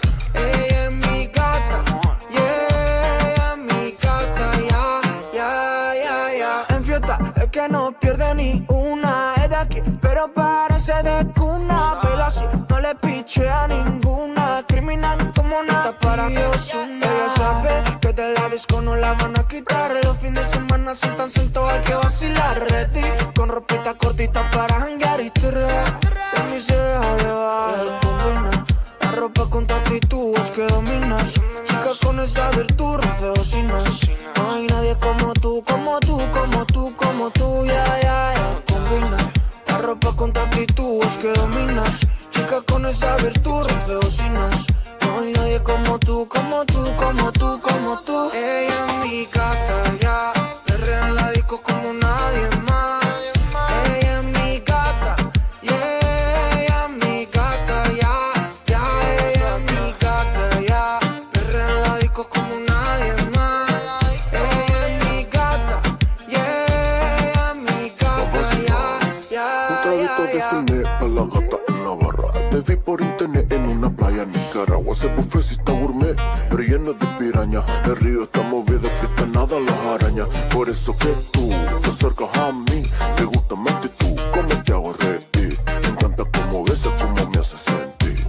Eres especial, eres sola para mí. Y si nos vemos en Bahamas, ahí no hay nadie que nos daña. Una copla de madrugada, ya lo saben, tú mi reina y yo tu rey. Estamos listas en Bahamas. Aquí hay bellas madrugadas, románticas en la playa. Ya lo saben, tú mi reina y yo tu rey. Ella es mi gata, ya, perrea en la disco como nadie más. Ella es mi gata, yeah, ella es mi gata, ya, ya, ella es mi gata, ya, perrea en la disco como nadie más. Me gusta gozar y vacilar, yeah, yeah, no traguito de Fernet, solo de toda la timidez, pasarlo no solo tal vez. A ella le gusta gozar y vacilar, yeah. Con unos traguitos de Fernet, solo de toda la timidez, pasarlo no solo tal vez. Ella es mi gata, ya, perrea en la disco como nadie más. Ella es mi gata, yeah, ella es mi gata, ya, ya, ella es mi gata, ya, perrea en la disco como nadie más. Ella es mi gata, yeah, ella es mi gata, ya, ya, ya, ya. En fiesta es que no pierde ni una, es de aquí, pero parece de cuna.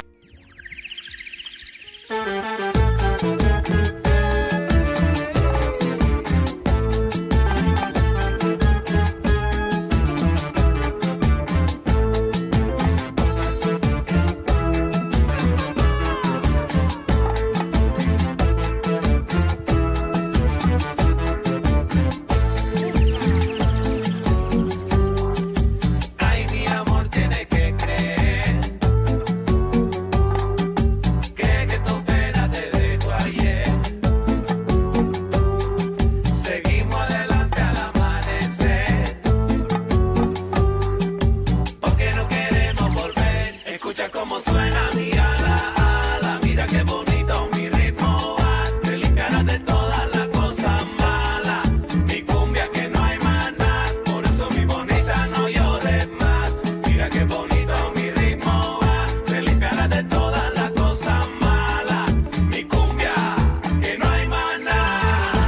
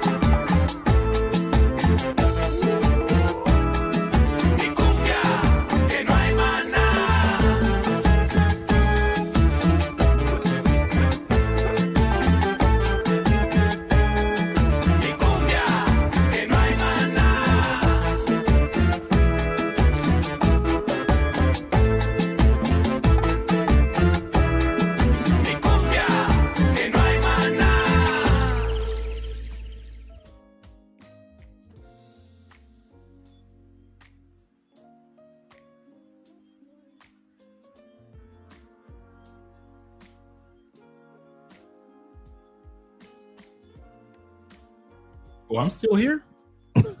Shout out to you guys. Hope you guys have a great evening. Enjoy. I guess I'm going to be heading over to Chaos Reigns and then Machismo TV as well. Shout out to all you guys. I thought I ended the stream.